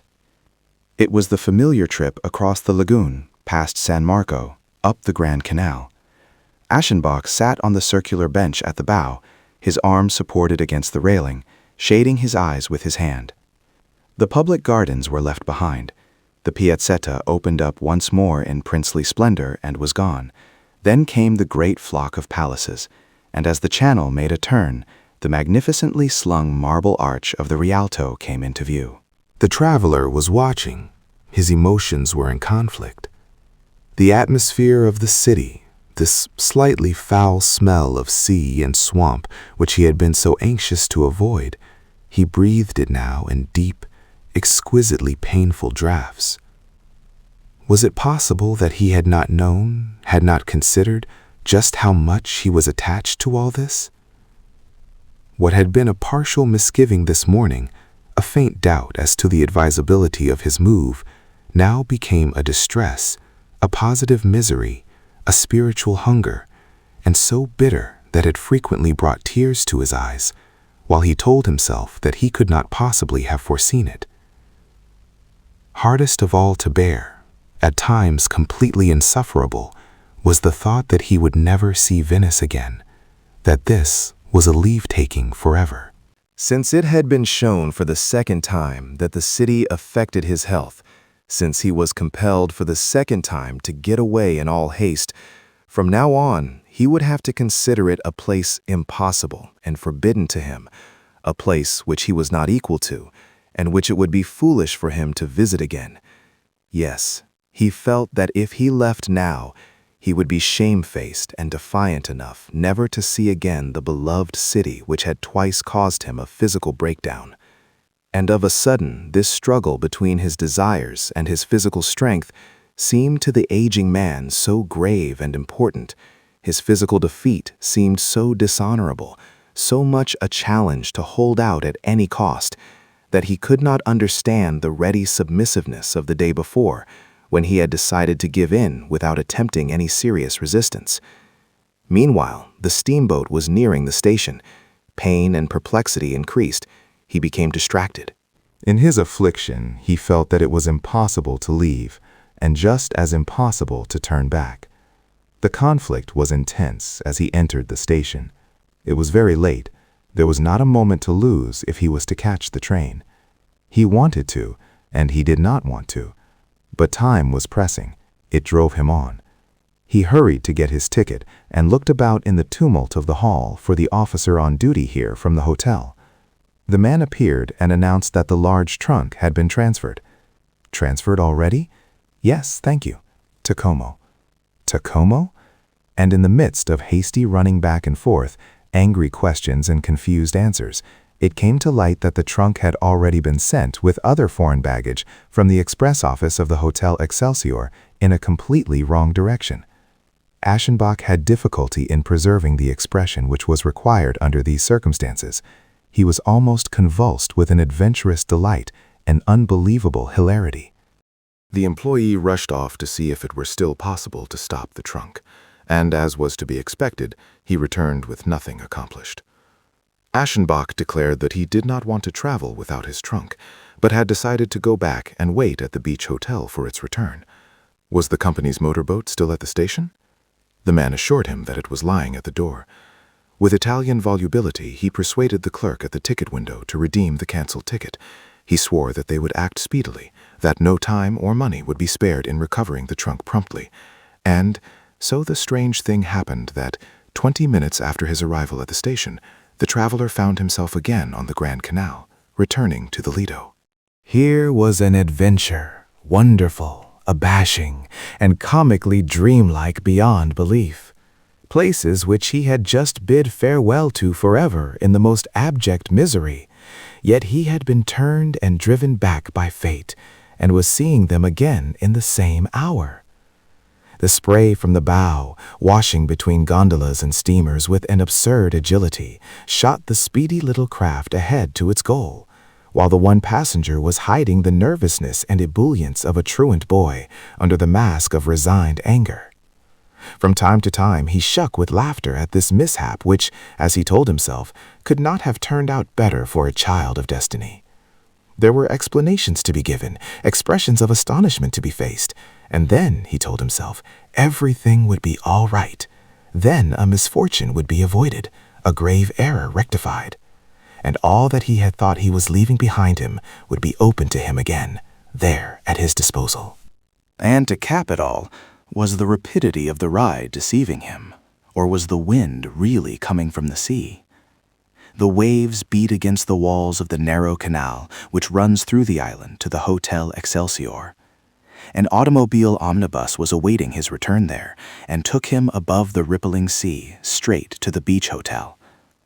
The little manager with mustache and long-tailed frock coat came down the stairs to meet him. He ingratiatingly regretted the episode, spoke of it as highly painful to him and the establishment, but firmly approved of Aschenbach's decision to wait here for the baggage. Of course, his room had been given up, but there was another one, just as good, which he could occupy immediately. Pas de chance, monsieur. The Swiss elevator boy smiled as they were ascending. And so the fugitive was established again, in a room almost identical to the other in its location and furnishings. Tired out by the confusion of this strange forenoon, he distributed the contents of his handbag about the room and dropped into an armchair by the open window. The sea had become a pale green. The air seemed thinner and purer. The beach, with its cabins and boats, seemed to have color, although the sky was still gray. Aschenbach looked out, his hands folded in his lap. He was content to be back, but shook his head disapprovingly at his irresolution, his failure to know his own mind. He sat here for the better part of an hour, resting and dreaming vaguely. About noon he saw Tadzio in a striped linen suit with a red tie, coming back from the sea across the private beach and along the boardwalk to the hotel. Aschenbach recognized him from this altitude before he had actually set eyes on him. He was about to think some such words as, "Well, Tadzio, there you are again." But at the same moment he felt this careless greeting go dumb before the truth in his heart. He felt the exhilaration of his blood, a conflict of pain and pleasure, and he realized that it was Tadzio who had made it so difficult for him to leave. He sat very still, entirely unobserved from this height, and looked within himself. His features were alert, his eyebrows raised, and an attentive, keenly inquisitive smile distended his mouth. Then he raised his head, lifted both hands, which had hung relaxed over the arms of the chair, and in a slow, twisting movement turned the palms downward, as though to suggest an opening and spreading outward of his arms. It was a spontaneous act of welcome, of calm acceptance. Chapter 4. Ivy. Day after day now, the naked god with the hot cheeks drove his fire-breathing quadriga across the expanses of the sky, and his yellow locks fluttered in the assault of the east wind. A white silk sheen stretched over the slowly simmering ponto. The sand glowed. Beneath the quaking silver blue of the ether, rust-colored canvases were spread in front of the beach bathing houses, and the afternoons were spent in the sharply demarcated spots of shade which they cast. But it was also delightful in the evening, when the vegetation in the park had the smell of balsam, and the stars were working through their courses above, and the soft, persistent murmur of the sea came up enchantingly through the night. Such evenings contained the cheering promise that more sunny days of casual idleness would follow, dotted with countless closely interspersed possibilities of well-timed accidents. The guest who was detained here by such an accommodating mishap did not consider the return of his property as sufficient grounds for another departure. He suffered some inconvenience for 2 days and had to appear for meals in the large dining room in his traveling clothes.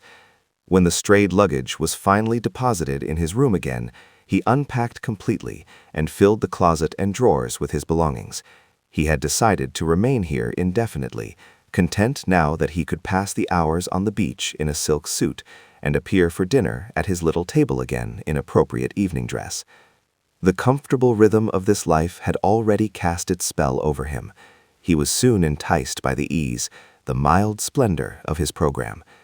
Indeed, what a place to be in, when the usual allurement of living in watering places on southern shores was coupled with the immediate nearness of the most wonderful of all cities. Aschenbach was not a lover of pleasure.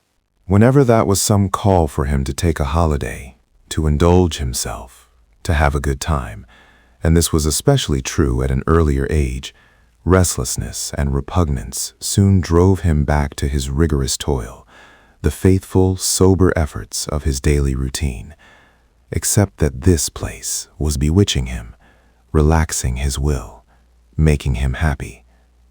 In the mornings, under the shelter of his bathing house, letting his eyes roam dreamily in the blue of the southern sea, or on a warm night, as he leaned back against the cushions of the gondola carrying him under the broad, starry sky, home to the Lido from the Piazza di San Marco, after long hours of idleness, and the brilliant lights, the melting notes of the serenade were being left behind, he often recalled his place in the mountains, the scene of his battles in the summer, where the clouds blew low across his garden, and terrifying storms put out the lamps at night, and the crows which he fed were swinging in the tops of the pine trees. Then everything seemed just right to him, as though he were lifted into the Elysian fields on the borders of the earth, where man enjoys the easiest life, where there is no snow or winter, nor storms and pouring rains, but where Oceanus continually sends forth gentle, cooling breezes, and the days pass in a blessed inactivity, without work, without effort, devoted wholly to the sun and to the feast days of the sun. Aschenbach saw the boy Tadzio frequently, almost constantly. Owing to the limited range of territory and the regularity of their lives, the beauty was near him at short intervals throughout the day.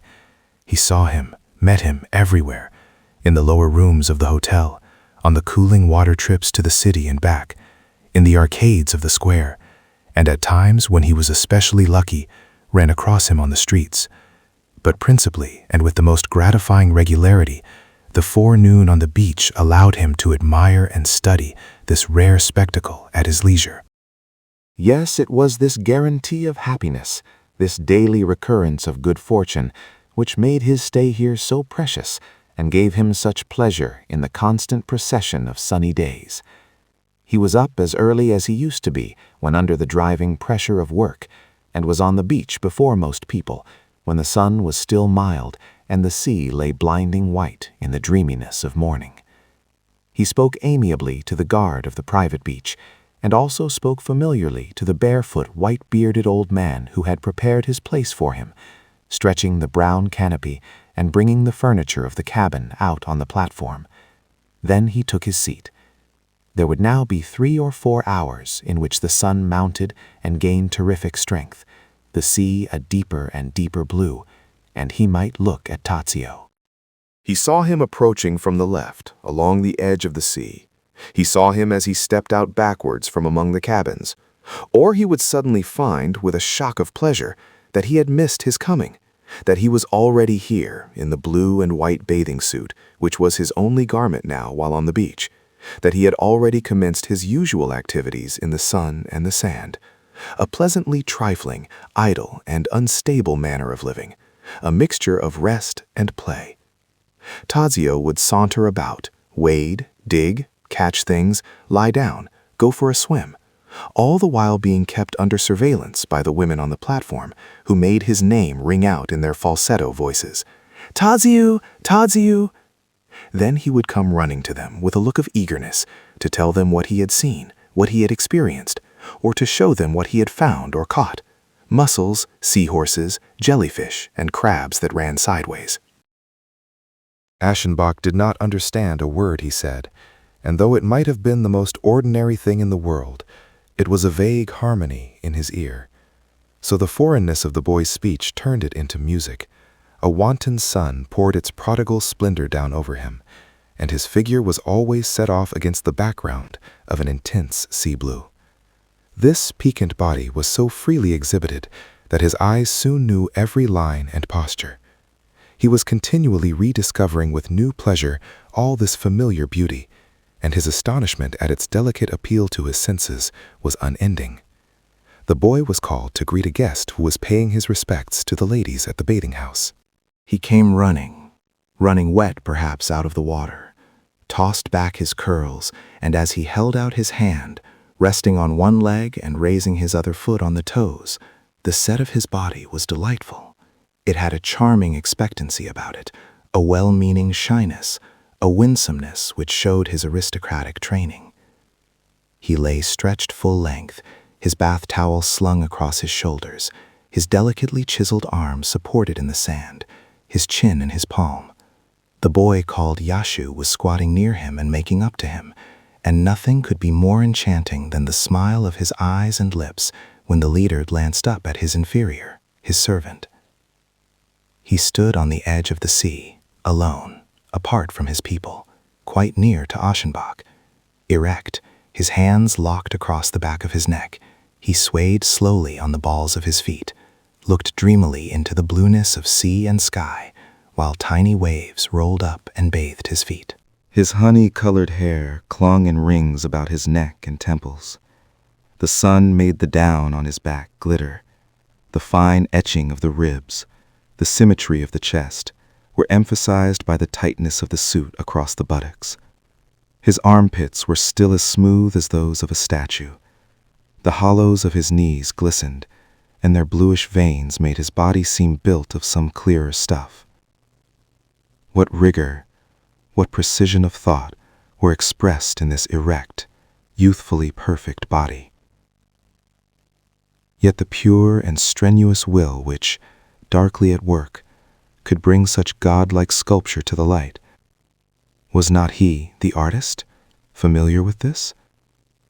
Did it not operate in him, too, when he, under the press of frugal passions, would free from the marble mass of speech some slender form which he had seen in the mind, and which he put before his fellows as a statue and a mirror of intellectual beauty? Statue and mirror. His eyes took in the noble form there, bordered with blue, and with a rush of enthusiasm, he felt that in this spectacle he was catching the beautiful itself, form as the thought of God, the one pure perfection which lives in the mind, and which, in this symbol and likeness, had been placed here quietly and simply as an object of devotion. That was drunkenness, and eagerly, without thinking, the aging artist welcomed it. His mind was in travail. All that he had learned dropped back into flux. His understanding threw up age-old thoughts which he had inherited with youth, though they had never before lived with their own fire. Is it not written that the sun diverts our attention from intellectual to sensual things? Reason and understanding, it is said, become so numbed and enchanted that the soul forgets everything out of delight with its immediate circumstances, and in astonishment becomes attached to the most beautiful object shined on by the sun. Indeed, only with the aid of a body is it capable then of raising itself to higher considerations. To be sure, Amor did as the instructors of mathematics, who show backward children tangible representations of the pure forms. Similarly, the god, in order to make the spiritual visible for us, readily utilized the form and color of man's youth, and as a reminder, he adorned these with the reflected splendor of beauty, which, when we behold it, makes us flare up in pain and hope. His enthusiasm suggested these things, put him in the mood for them, and from the noise of the sea and the luster of the sun, he wove himself a charming picture. Here was the old plane tree, not far from the walls of Athens, a holy, shadowy place filled with the smell of Agnus castus blossoms and decorated with ornaments and images sacred to Achelous and the nymphs. Clear and pure, the brook at the foot of the spring tree fell across the smooth pebbles. The cicadas were fiddling. But on the grass, which was like a pillow gently sloping to the head, 2 people were stretched out and hiding from the heat of the day. An older man and a youth, one ugly and one beautiful, wisdom next to loveliness. And amid gallantries and skillfully engaging banter, Socrates was instructing Phaedrus in matters of desire and virtue.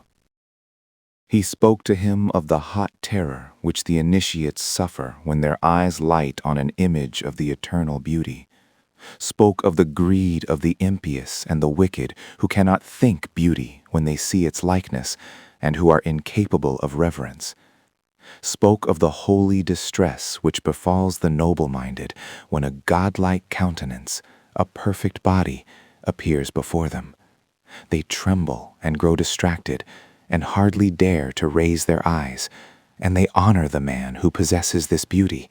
Yes, if they were not afraid of being thought downright madmen, they would sacrifice to the beloved as to the image of a god. For beauty, my Phaedrus, beauty alone is both lovely and visible at once. It is, mark me, the only form of the spiritual which we can receive through the senses. Else what would become of us if the divine, if reason and virtue and truth should appear to us through the senses? Should we not perish and be consumed with love, as Semele once was with Zeus? Thus, beauty is the sensitive man's access to the spirit, but only a road, a means, simply, little Phaedrus. And then this crafty suitor made the neatest remark of all. It was this, that the lover is more divine than the beloved, since the god is in the one, but not in the other. Perhaps the most delicate, the most derisive thought which has ever been framed, and the one from which spring all the cunning and the profoundest pleasures of desire. Writers are happiest with an idea which can become all emotion, and an emotion all idea. Just such a pulsating idea, such a precise emotion, belonged to the lonely man at this moment, was at his call. Nature, it ran, shivers with ecstasy when the spirit bows in homage before beauty. Suddenly, he wanted to write. Eros loves idleness, they say, and he is suited only to idleness. But at this point in the crisis, the affliction became a stimulus towards productivity. The incentive hardly mattered. A request, an agitation for an open statement on a certain large burning issue of culture and taste was going about the intellectual world, and it finally caught up with the traveler here. He was familiar with the subject. It had touched his own experience. And suddenly he felt an irresistible desire to display it in the light of his own version. And he even went so far as to prefer working in Tadzio's presence, taking the scope of the boy as a standard for his writing, making his style follow the lines of this body, which seemed godlike to him, and carrying his beauty over into the spiritual, just as the eagle once carried the Trojan stag up into the ether. Never had his joy in words been more sweet. He had never been so aware that Eros is in the word as during those perilously precious hours when, at his crude table under the canopy, facing the idol and listening to the music of his voice, he followed Tadzio's beauty in the forming of his little tract, a page and a half of choice prose, which was soon to excite the admiration of many through its clarity, its poise, and the vigorous curve of its emotion.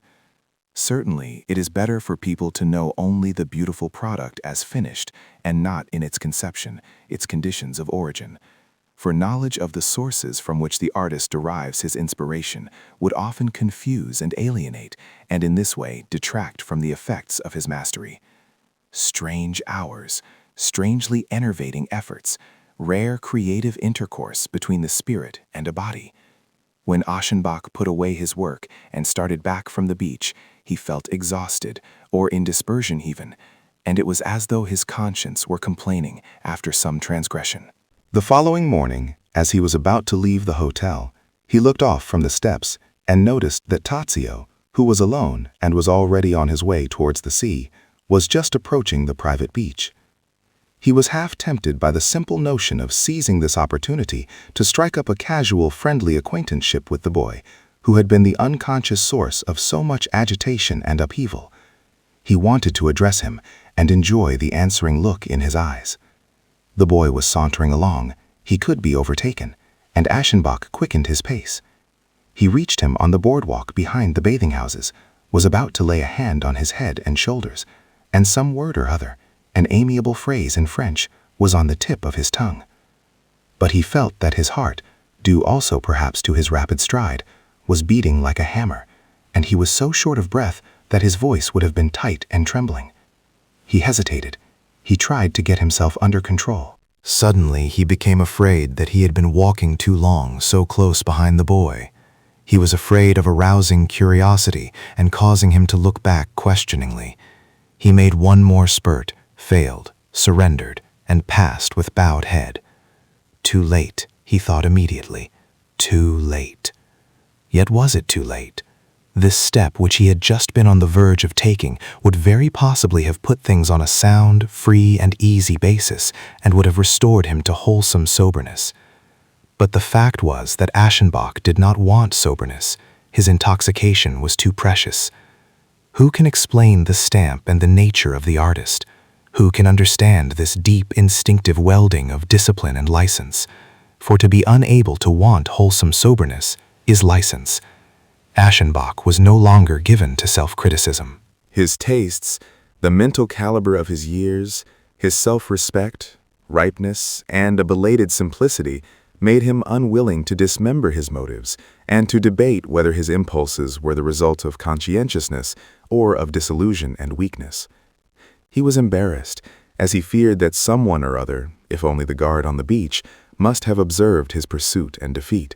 He was very much afraid of the ridiculous. Further, he joked with himself about his comically pious distress.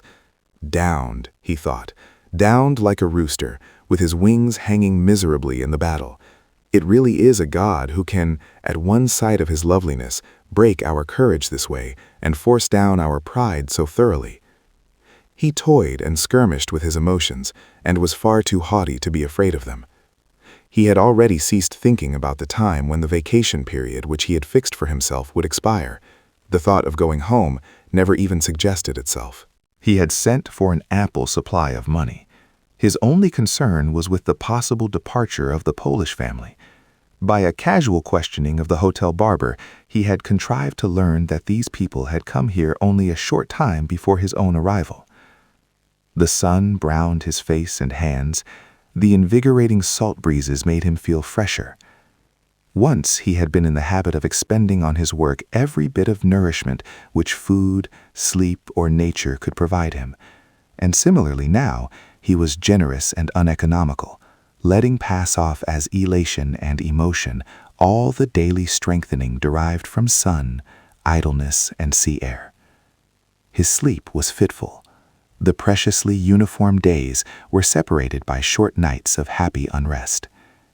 He did retire early, for at 9 o'clock, when Tadzio had disappeared from the scene, the day seemed over. But at the first gray of dawn, he was awakened by a gently insistent shock. He suddenly remembered his adventure.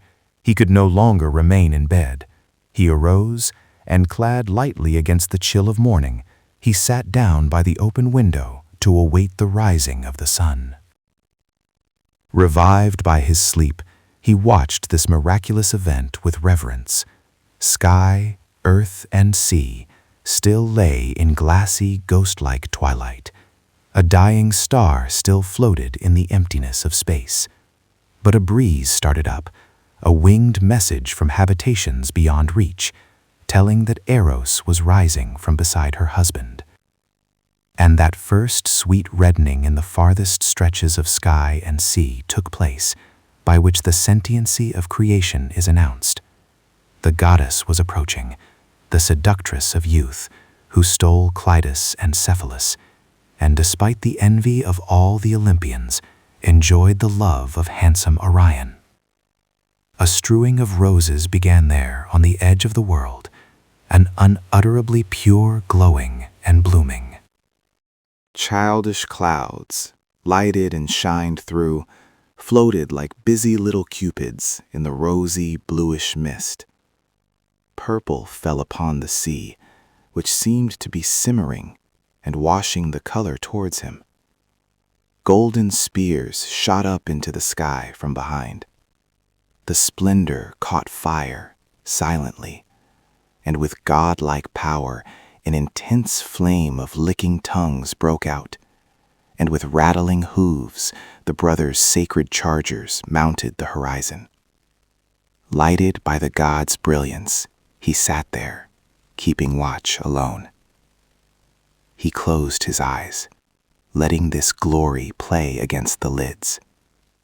Past emotions, precious early afflictions and yearnings, which had been stifled by his rigorous program of living, were now returning in such strange new forms. With an embarrassed, astonished smile, he recognized them. He was thinking, dreaming.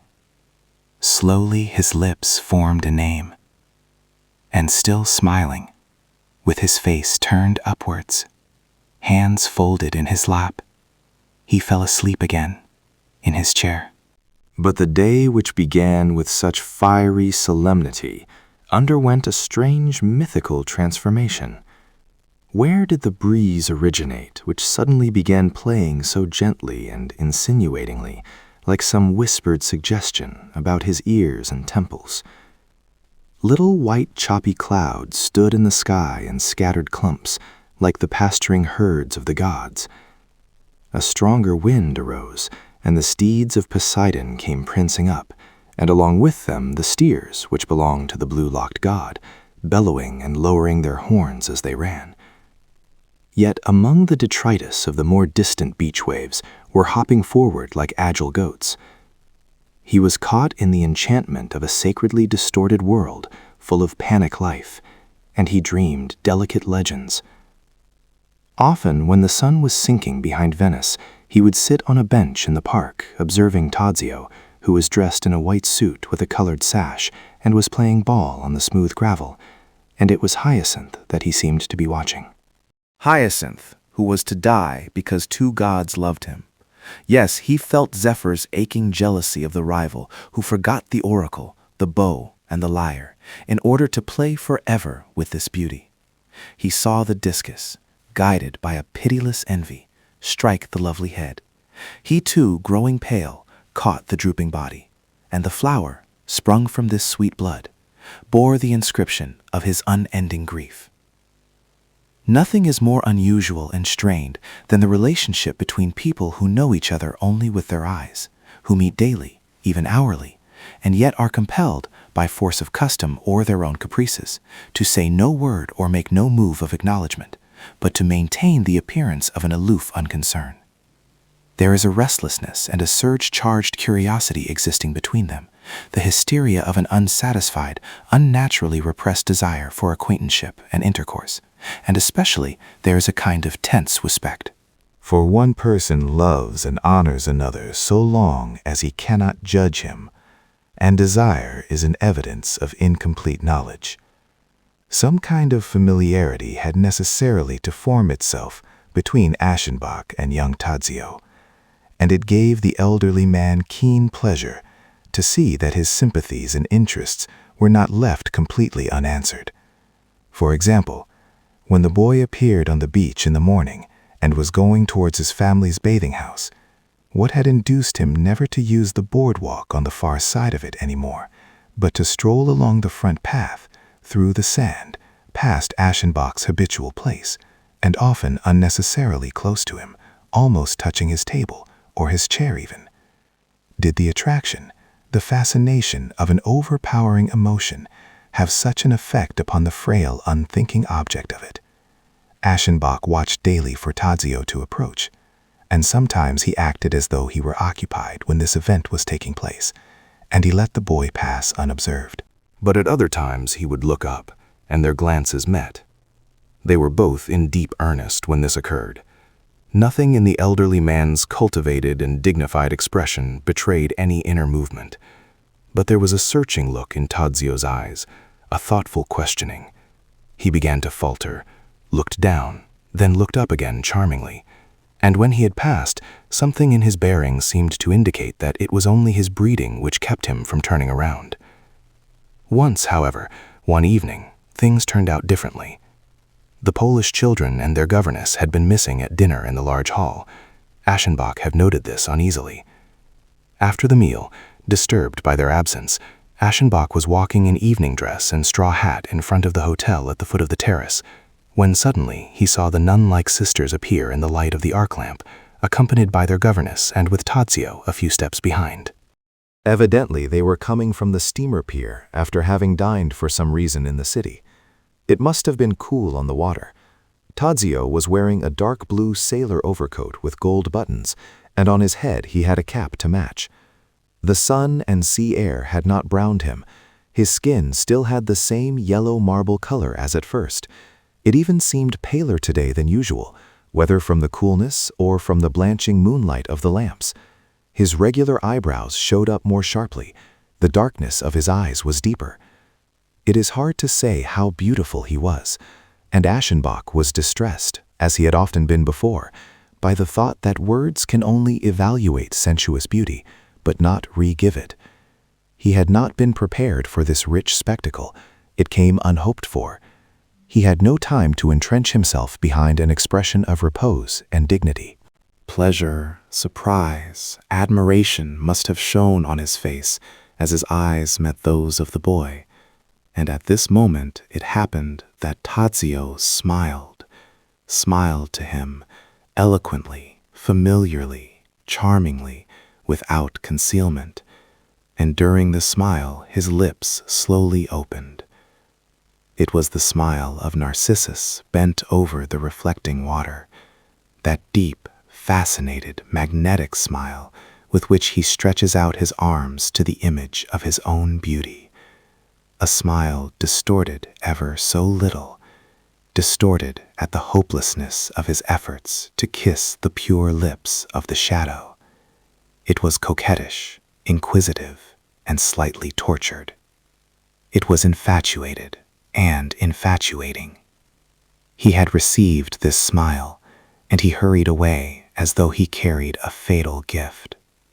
He was so broken up that he was compelled to escape the light of the terrace and the front garden.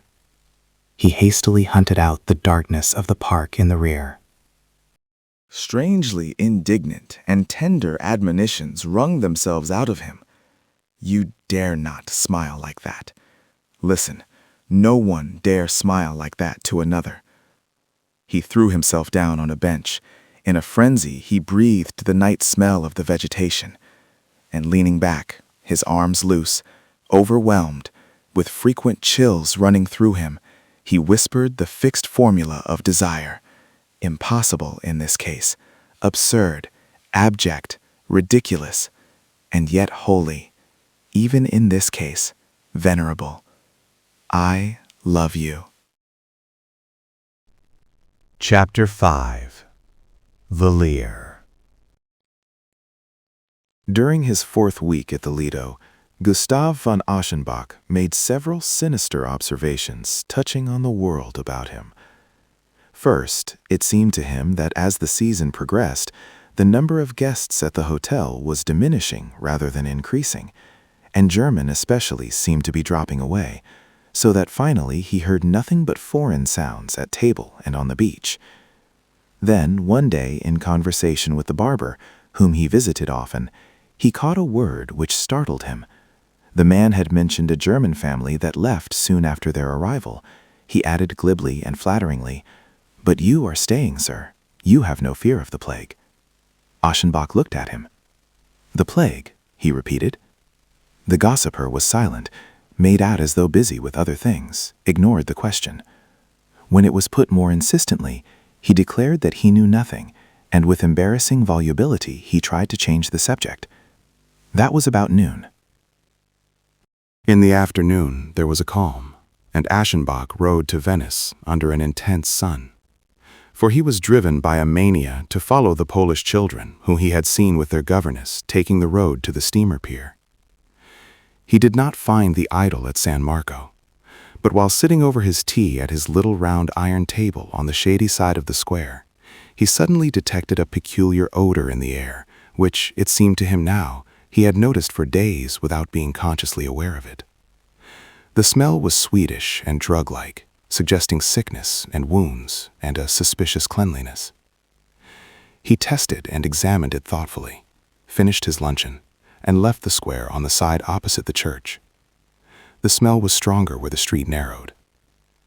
On the corners, printed posters were hung, giving municipal warnings against certain diseases of the gastric system liable to occur at this season, against the eating of oysters and clams, and also against the water of the canals. The euphemistic nature of the announcement was palpable. Groups of people had collected in silence on the bridges and squares, and the foreigner stood among them, scenting and investigating. At a little shop he inquired about the fatal smell, asking the proprietor, who was leaning against his door surrounded by coral chains and imitation amethyst jewelry. The man measured him with heavy eyes and brightened up hastily. "A matter of precaution, sir," he answered with a gesture. "A regulation of the police, which must be taken for what it is worth. This weather is oppressive. The scirocco is not good for the health. In short, you understand, an exaggerated prudence perhaps." Aschenbach thanked him and went on. Also on the steamer back to the Lido, he caught the smell of the disinfectant. Returning to the hotel, he went immediately to the periodical stand in the lobby and ran through the papers. He found nothing in the foreign language press. The domestic press spoke of rumors, produced hazy statistics, repeated official denials, and questioned their truthfulness. This explained the departure of the German and Austrian guests. Obviously, the subjects of the other nations knew nothing, suspected nothing, were not yet uneasy. To keep it quiet, Aschenbach thought angrily, as he threw the papers back on the table. To keep that quiet. But at the same moment he was filled with satisfaction over the adventure that was to befall the world about him. For passion, like crime, is not suited to the secure daily rounds of order and well-being, and every slackening in the bourgeois structure, every disorder and affliction of the world, must be held welcome, since they bring with them a vague promise of advantage. So Aschenbach felt a dark contentment with what was taking place, under cover of the authorities, in the dirty alleys of Venice. This wicked secret of the city was welded with his own secret, and he too was involved in keeping it hidden.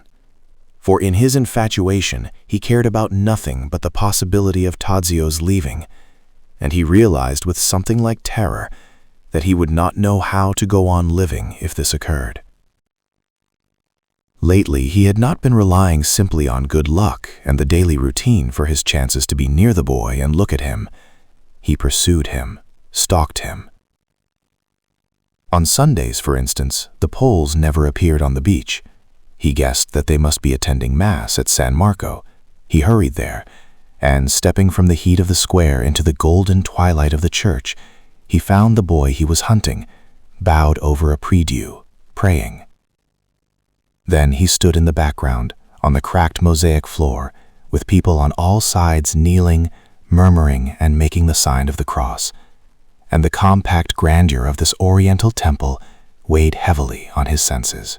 In front, the richly ornamented priest was conducting the office, moving about and singing. Incense poured forth, clouding the weak little flame of the candle on the altar, and with the sweet, stuffy sacrificial odor, another seemed to commingle faintly. the smell of the infested city. But through the smoke and the sparkle, Aschenbach saw how the boy there in front turned his head, hunted him out, and looked at him. When the crowd was streaming out through the opened portals into the brilliant square with its swarms of pigeons, the lover hid in the vestibule. He kept traitor cover. He lay in wait. He saw the Poles quit the church, saw how the children took ceremonious leave of their mother, and how she turned towards the Piazzetta on her way home. He made sure that the boy, the nun-like sisters, and the governess took the road to the right through the gateway of the dock tower and into the Merceria. And after giving them a slight start, he followed them furtively on their walk through Venice. He had to stand still when they stopped, had to take flight in shops and courts to let them pass when they turned back. He lost them. Hot and exhausted, he hunted them over bridges and down dirty, blind alleys, and he underwent minutes of deadly agony when suddenly he saw them coming towards him in a narrow passage where escape was impossible. Yet it could not be said that he suffered. He was drunk, and his steps followed the promptings of the demon who delights in treading human reason and dignity underfoot. In one place, Tadzio and his companions took a gondola, and shortly after they had pushed off from the shore, Aschenbach, who had hidden behind some structure, a well, while they were climbing in, now did the same. He spoke in a hurried undertone as he directed the rower, with the promise of a generous tip, to follow unnoticed and at a distance that gondola which was just rounding the corner. And he thrilled when the man, with the roguish willingness of an accomplice, assured him in the same tone that his wishes would be carried out faithfully. Leaning back against the soft black cushions, he rocked and glided towards the other black-beaked craft, where his passion was drawing him. At times it escaped. Then he felt worried and uneasy. But his pilot, as though skilled in such commissions, was always able, through sly maneuvers, speedy diagonals and shortcuts, to bring the quest into view again. The air was quiet and smelly. The sun burned down strong through the slate-colored mist. Water slapped against the wood and stone. The call of the gondolier, half warning, half greeting, was answered with a strange obedience far away in the silence of the labyrinth. White and purple umbels with the scent of almonds hung down from little elevated gardens over crumbling walls.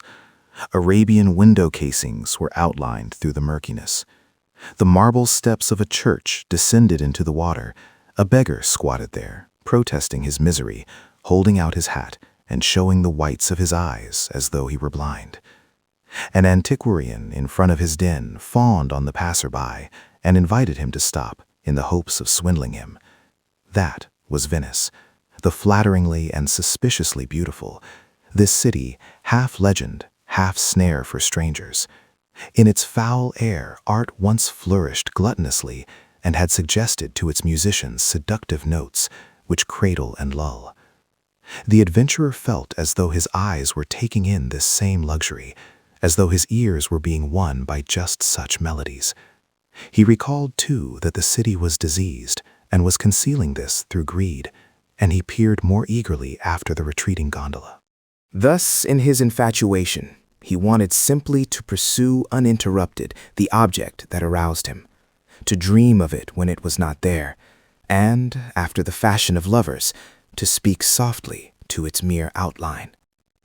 Loneliness, strangeness, and the joy of a deep, belated intoxication encouraged him and prompted him to accept even the remotest things without reserve or shame, with the result that as he returned late in the evening from Venice, he stopped on the second floor of the hotel before the door of the boy's room, laid his head in utter drunkenness against the hinge of the door, and for a long time could not drag himself away, despite the danger of being caught and embarrassed in such a mad situation. Yet there were still moments of relief when he came partly to his senses. Where to? He would think, alarmed. Where to? Like every man whose natural abilities stimulate an aristocratic interest in his ancestry, He was accustomed to think of his forebears in connection with the accomplishments and successes of his life, to assure himself of their approval, their satisfaction, their undeniable respect. He thought of them now, entangled as he was in such an illicit experience, caught in such exotic transgressions. He thought of their characteristic rigidity of principle, their scrupulous masculinity, and he smiled dejectedly. What would they say? But then, what would they have said to his whole life, which was almost degenerate in its departure from theirs, this life under the bane of art, a life against which he himself had once issued such youthful mockeries out of loyalty to his fathers, but which at bottom had been so much like theirs. He too had served. He too had been a soldier and a warrior like many of them, for art was a war, a destructive battle, and one was not equal to it for long these days. A life of self-conquest and of in spite ofs, a rigid, sober, and unyielding life, which he had formed into the symbol of a delicate and timely heroism. He might well call it masculine or brave, and it almost seemed as though the eros mastering him were somehow peculiarly adapted and inclined to such a life. Had not this eros stood in high repute among the bravest of peoples? Was it not true that precisely through bravery he had flourished in their cities? Numerous war heroes of antiquity had willingly borne his yoke, for nothing was deemed a disgrace which the god imposed, and acts which would have been rebuked as the sign of cowardice if they had been done for other purposes, prostrations, oaths, entreaties, abjectness, such things did not bring shame upon the lover, but rather he reaped praise for them. In this way his infatuation determined the course of his thoughts. In this way he tried to uphold himself, to preserve his respect. But at the same time, selfish and calculating, he turned his attention to the unclean transactions here in Venice, this adventure of the outer world which conspired darkly with his own, and which fed his passion with vague, lawless hopes. Bent on getting reliable news of the condition and progress of the pestilence, he ransacked the local papers in the city cafes, as they had been missing from the reading table of the hotel lobby for several days now. Statements alternated with disavowals. The number of the sick and dead was supposed to reach 20, 40, or even 100 and more, and immediately afterwards every instance of the plague would be either flatly denied or attributed to completely isolated cases which had crept in from the outside. There were scattered admonitions, protests against the dangerous conduct of foreign authorities. Certainty was impossible. Nevertheless, the lone man felt especially entitled to participate in the secret, and although he was excluded, he derived a grotesque satisfaction from putting embarrassing questions to those who did know, and as they were pledged to silence, forcing them into deliberate lies. One day, at breakfast in the large dining hall, he entered into a conversation with the manager, that softly treading little man in the French frock coat who was moving amiably and solicitously about among the diners and had stopped at Aschenbach's table for a few passing words. Just why, the guest asked negligently and casually, had disinfectants become so prevalent in Venice recently? It has to do, was the evasive answer, with a police regulation, and is intended to prevent any inconveniences or disturbances to the public health which might result from the exceptionally warm and threatening weather. The police are to be congratulated, Aschenbach answered, and after the exchange of a few remarks on the weather, the manager left. Yet that same day, in the evening, after dinner, it happened that a little band of strolling singers from the city gave a performance in the front garden of the hotel. 2 men and 2 women. They stood by the iron post of an arc lamp and turned their whitened faces up towards the large terrace where the guests were enjoying this folk recital over their coffee and cooling drinks. The hotel personnel, bellboys, waiters, and clerks from the office, could be seen listening by the doors of the vestibule. The Russian family, eager and precise in their amusements, had had wicker chairs placed in the garden in order to be nearer the performers, and they were sitting here in an appreciative semicircle. Behind the ladies and gentlemen, in her turban-like kerchief, stood the old slave.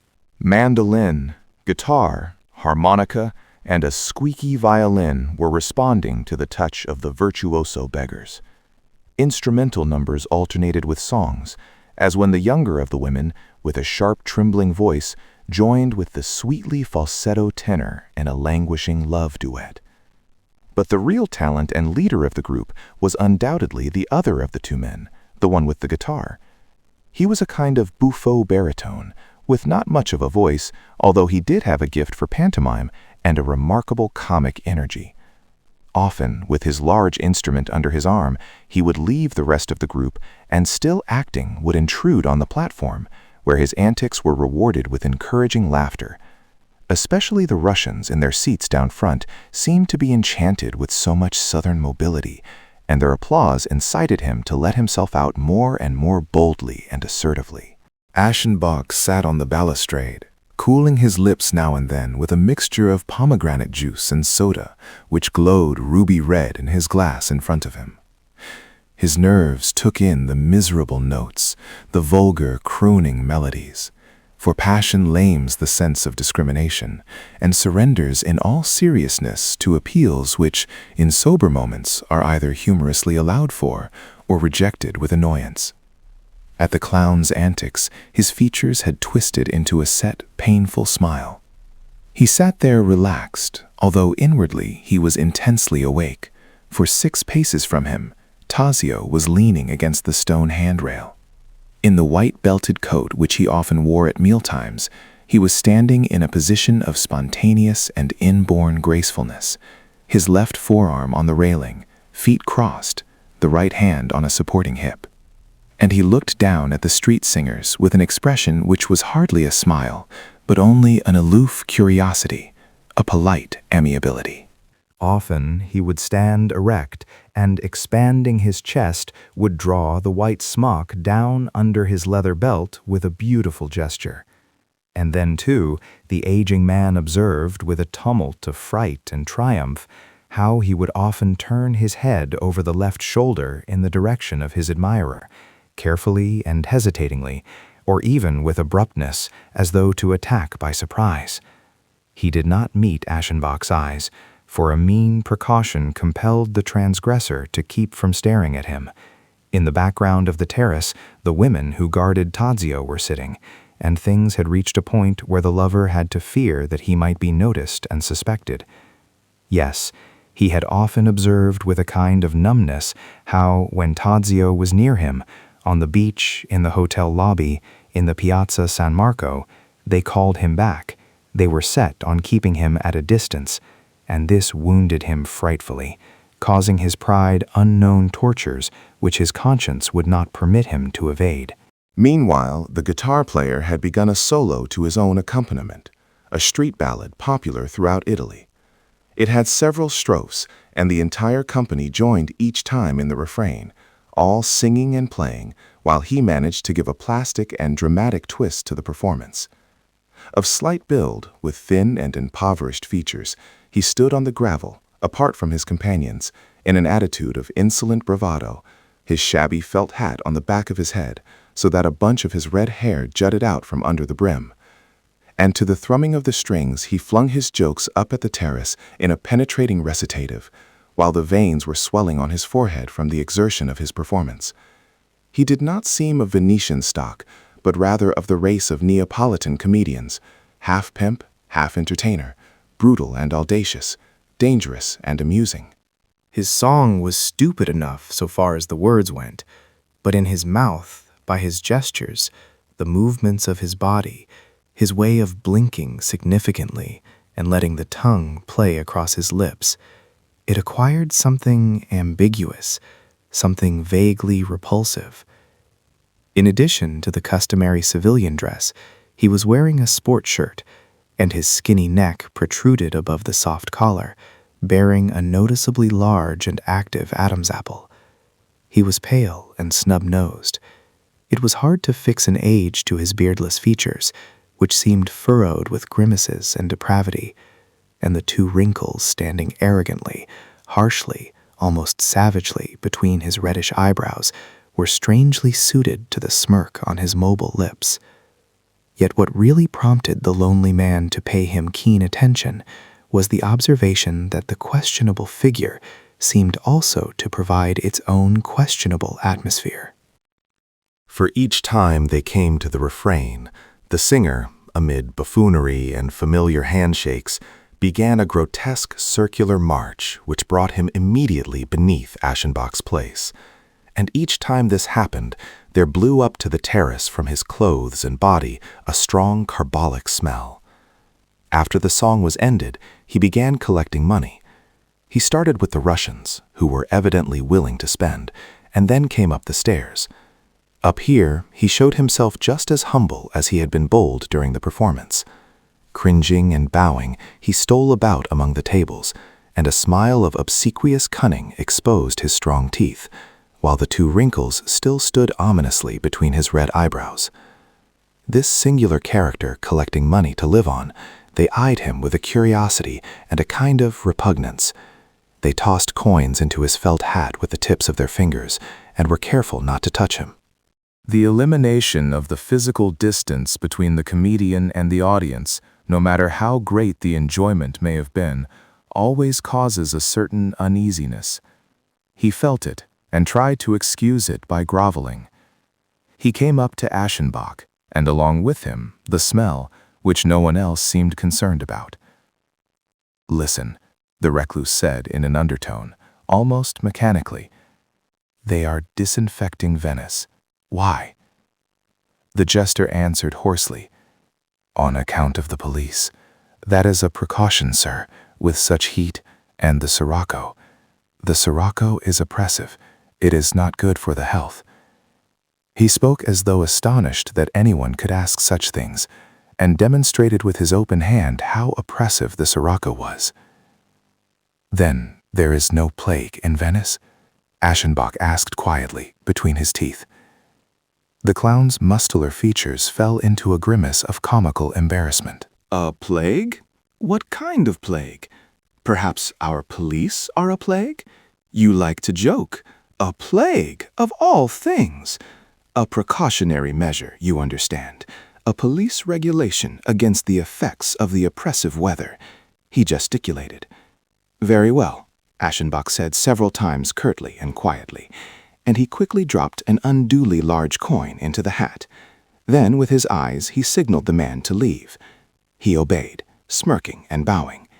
But he had not reached the stairs before two hotel employees threw themselves upon him, and with their faces close to his, began a whispered cross-examination.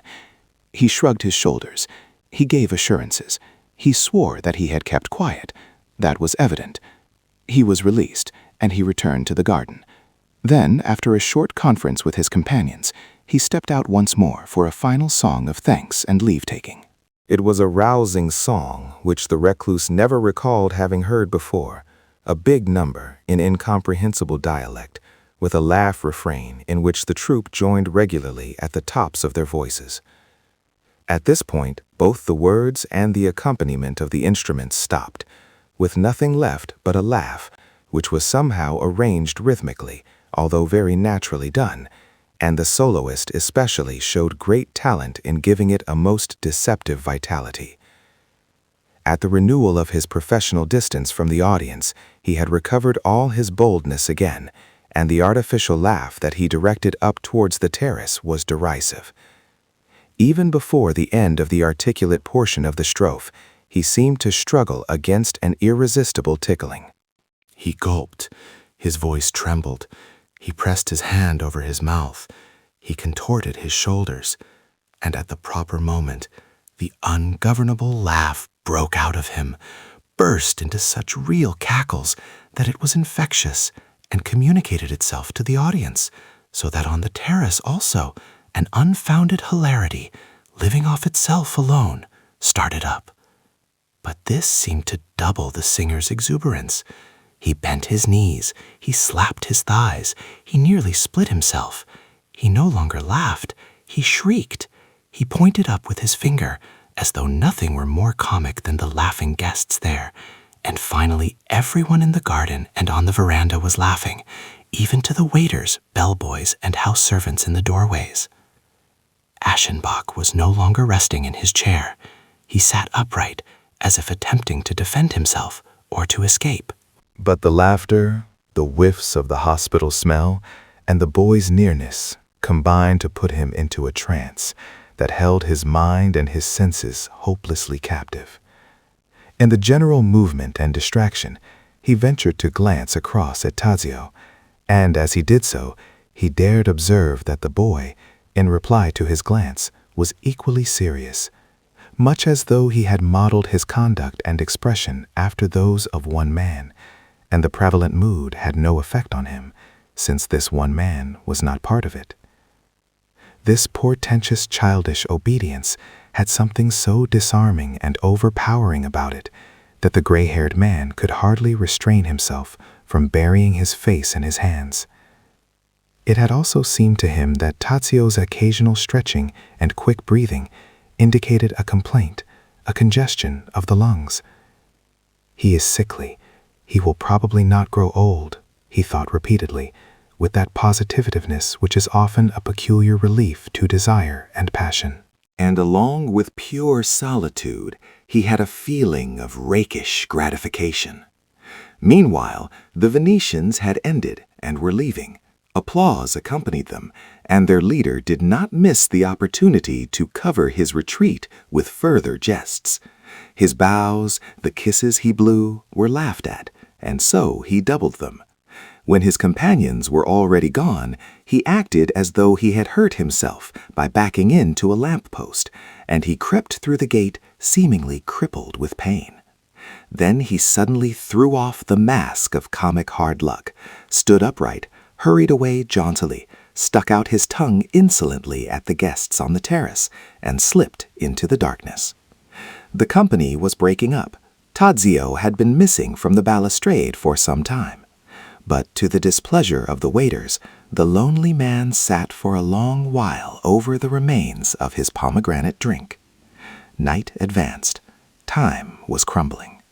In the house of his parents many years back, there had been an hourglass. Of a sudden, he saw the fragile and expressive instrument again, as though it were standing in front of him. Fine and noiseless, the rust-red sand was running through the glass neck, and since it was getting low in the upper half, a speedy little vortex had been formed there. As early as the following day, in the afternoon, he had made new progress in his obstinate baiting of the people he met, and this time he had all possible success. He walked from the piazza of St. Mark's into the English traveling bureau located there, and after changing some money at the cash desk, he put on the expression of a distrustful foreigner and launched his fatal question at the attendant clerk. He was a Britisher. He wore a woolen suit and was still young, with close-set eyes, and had that characteristic stolid reliability which is so peculiarly and strikingly appealing in the tricky, nimble-witted South. He began. "No reason for alarm, sir. A regulation without any serious significance. Such measures are often taken to anticipate the unhealthy effects of the heat and the scirocco." But as he raised his blue eyes, he met the stare of the foreigner, a tired and somewhat unhappy stare, focused on his lips with a touch of scorn. Then the Englishman blushed. "At least," he continued in an emotional undertone, "that is the official explanation, which people here are content to accept. I will admit that there is something more behind it." And then in his frank and leisurely manner, he told the truth. For several years now, Indian cholera had shown a heightened tendency to spread and migrate. Hatched in the warm swamps of the Ganges Delta, rising with the noxious breath of that luxuriant, unfit primitive world and island wilderness which is shunned by humans, and where the tiger crouches in the bamboo thickets, the plague had raged continuously and with unusual strength in Hindustan, had reached eastwards to China, westwards to Afghanistan and Persia, and following the chief caravan routes, had carried its terrors to Astrakhan and even to Moscow. But while Europe was trembling lest the specter continue its advance from there across the country, it had been transported over the sea by Syrian merchantmen and had turned up almost simultaneously in several Mediterranean ports, had raised its head in Toulon and Malaga, had showed its mask several times in Palermo and Naples, and seemed permanently entrenched through Calabria and Apulia. The north of the peninsula had been spared. Yet in the middle of this May in Venice, the frightful vibrions were found on one and the same day in the blackish, wasted bodies of a cabin boy and a woman who sold greengroceries. The cases were kept secret, but within a week there were 10, 20, 30 more, and in various sections.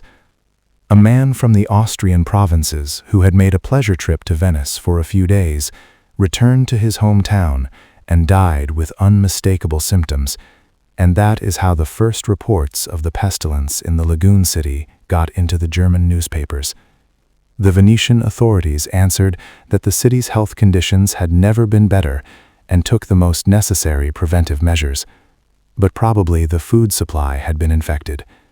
Denied and glossed over, death was eating its way along the narrow streets, and its dissemination was especially favored by the premature summer heat, which made the water of the canals lukewarm. Yes, it seemed as though the plague had got renewed strength, as though the tenacity and fruitfulness of its stimuli had doubled. Cases of recovery were rare. Out of 100 attacks, 80 were fatal, and in the most horrible manner. For the plague moved with utter savagery, and often showed that most dangerous form, which is called the drying. Water from the blood vessels collected in pockets, and the blood was unable to carry this off. Within a few hours the victim was parched. His blood became as thick as glue, and he stifled amid cramps and hoarse groans. Lucky for him if, as sometimes happened, the attack took the form of a light discomfiture, followed by a profound coma, from which he seldom or never awakened. At the beginning of June, the pest house of the Ospedale Civico had quietly filled. There was not much room left in the 2 orphan asylums, and a frightfully active commerce was kept up between the wharf of the Fondamenta Nuove and San Michele, the burial island. But there was the fear of a general drop in prosperity. The recently opened art exhibit in the public gardens was to be considered, along with the heavy losses which, in case of panic or unfavorable rumors, would threaten business, the hotels, the entire elaborate system for exploiting foreigners. And as these considerations evidently carried more weight than love of truth or respect for international agreements, the city authorities upheld obstinately their policy of silence and denial. The chief health officer had resigned from his post in indignation and been promptly replaced by a more tractable personality. The people knew this, and the corruption of their superiors, together with the predominating insecurity, the exceptional condition into which the prevalence of death had plunged the city, induced a certain demoralization of the lower classes, encouraging shady and antisocial impulses, which manifested themselves in license, profligacy, and a rising crime wave. Contrary to custom, many drunkards were seen in the evenings. It was said that at night, nasty mobs made the streets unsafe. Burglaries and even murders became frequent, for it had already been proved on 2 occasions that persons who had presumably fallen victim to the plague had in reality been dispatched with poison by their own relatives, and professional debauchery assumed abnormal and obtrusive proportions, such as had never been known here before, and to an extent which is usually found only in the southern parts of the country and in the Orient. The Englishman pronounced the final verdict on these facts. "You would do well," he concluded, "to leave today rather than tomorrow. It cannot be much more than a couple of days before a quarantine zone is declared." "Thank you," Aschenbach said, and left the office. The square lay sunless and stifling. Unsuspecting foreigners sat in front of the cafes, or stood among the pigeons in front of the church, and watched the swarms of birds flapping their wings, crowding one another, and pecking at grains of corn offered them in open palms. The recluse was feverishly excited, triumphant in his possession of the truth, but it had left him with a bad taste in his mouth and a weird horror in his heart. As he walked up and down the flagstones of the gorgeous court, he was weighing an action which would meet the situation and would absolve him. This evening, after dinner, he could approach the woman with the pearls and make her a speech. He had figured it out word for word. Permit a foreigner, madam, to give you some useful advice, a warning, which is being withheld from you through self-interest. Leave immediately with Tadzio and your daughters. Venice is full of the plague. Then he could lay a farewell hand on the head of this tool of a mocking divinity, turn away, and flee this morass. But he felt at the same time that he was very far from seriously desiring such a move. He would retract it, would disengage himself from it. But when we are distracted, we loathe most the thought of retracing our steps. He recalled a white building, ornamented with inscriptions which glistened in the evening, and in whose transparent mysticism his mind's eye had lost itself. And then that strange wanderer's form which had awakened in the aging man the roving hankerings of youth after the foreign and the remote. And the thought of return, the thought of prudence and soberness, effort, mastery, disgusted him to such an extent that his face was distorted with an expression of physical nausea. "It must be kept silent," he whispered heavily, and "I will keep silent." The consciousness of his share in the facts and the guilt intoxicated him, much as a little wine intoxicates a tired brain. The picture of the diseased and neglected city hovering desolately before him aroused vague hopes beyond the bounds of reason, but with an egregious sweetness. What was the scant happiness he had dreamed of a moment ago, compared with these expectations? What were art and virtue worth to him, over against the advantages of chaos? He kept silent and remained in Venice. This same night he had a frightful dream, if one can designate as a dream a bodily and mental experience which occurred to him in the deepest sleep, completely independent of him, and with a physical realness, although he never saw himself present or moving about among the incidents, but their stage rather was his soul itself, and they broke in from without, trampling down his resistance, a profound and spiritual resistance, by sheer force. And when they had passed through, they left his substance, the culture of his lifetime, crushed and annihilated behind them. It began with anguish and desire, and a frightened curiosity as to what was coming. It was night, and his senses were on the watch. From far off a grumble, an uproar was approaching, a jumble of noises. Clanking, blaring, and dull thunder, with shrill shouts and a definite whine in a long, drawn-out ooh sound. All this was sweetly, ominously interspersed and dominated by the deep cooing of wickedly persistent flutes, which charmed the bowels in a shamelessly penetrative manner. But he knew one word. It was veiled, and yet would name what was approaching. The foreign god. Vaporous fire began to glow.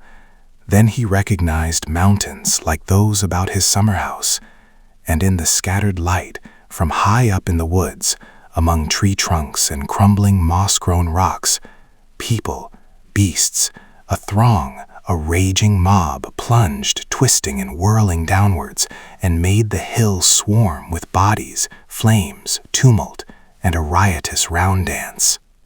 Women, tripped by overlong fur draperies which hung from their waists, were holding up tambourines and beating on them, their groaning heads flung back. Others swung sparking firebrands and bare daggers, or wore hissing snakes about the middle of their bodies, or shrieking held their breasts in their 2 hands. Men with horns on their foreheads, shaggy-haired, girded with hides, bent back their necks and raised their arms and thighs, clashed brass cymbals and beat furiously at kettle drums, while smooth boys prodded he-goats with wreathed sticks, climbing on their horns and falling off with shouts when they bounded. And the bacchantes wailed the word with the soft consonants and the drawn-out ooh sound, at once sweet and savage, like nothing ever heard before. In one place it rang out as though piped into the air by stags, and it was echoed in another by many voices, in wild triumph. With it they incited one another to dance and to fling out their arms and legs, and it was never silent. But everything was pierced and dominated by the deep coaxing flute.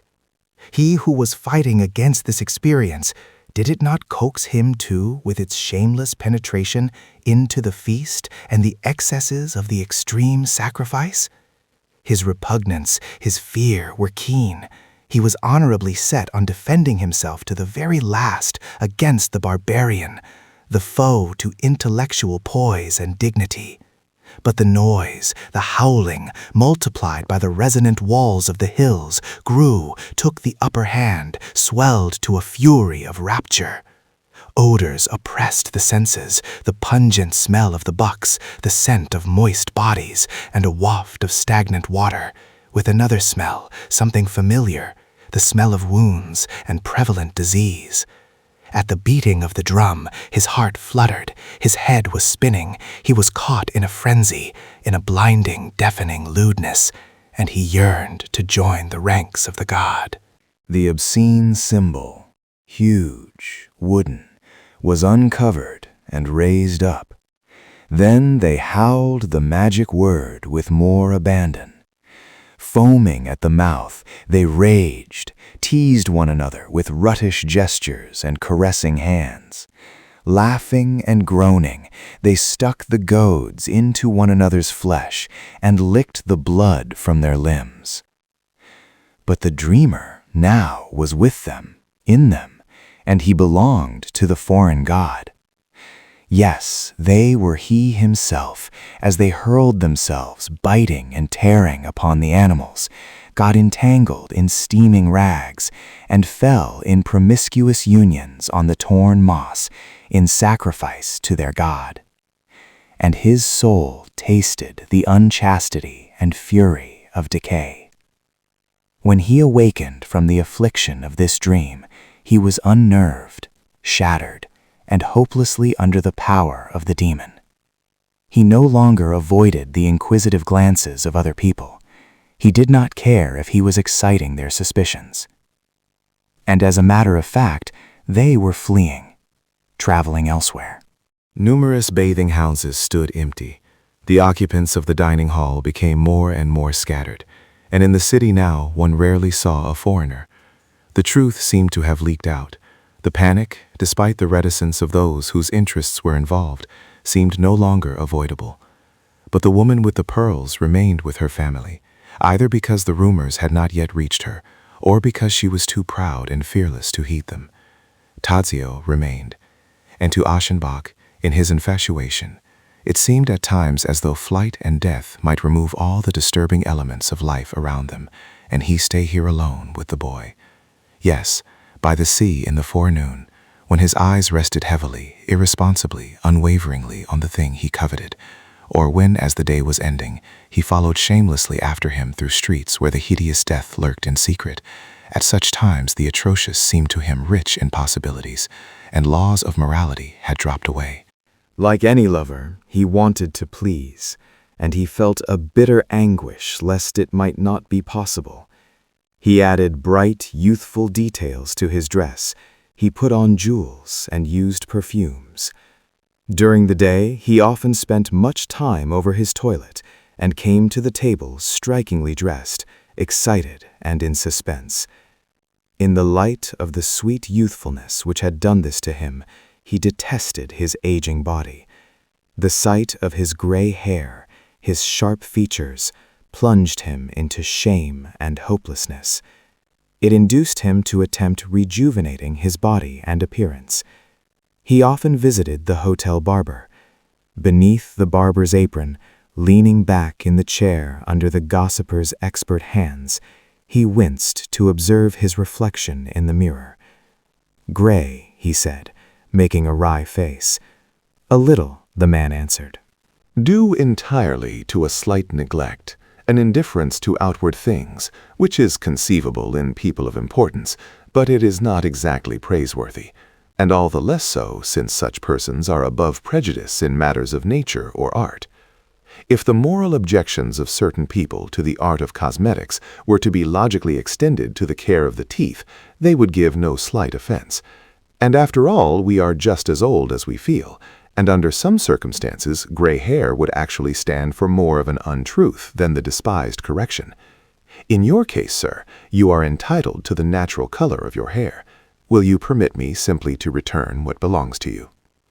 "How is that?" Aschenbach asked. Then the orator washed his client's hair with 2 kinds of water, one clear and one dark, and it was as black as in youth. Following this, he curled it with irons into soft waves, stepped back, and eyed his work. "All that is left now," he said, "would be to freshen up the skin a little."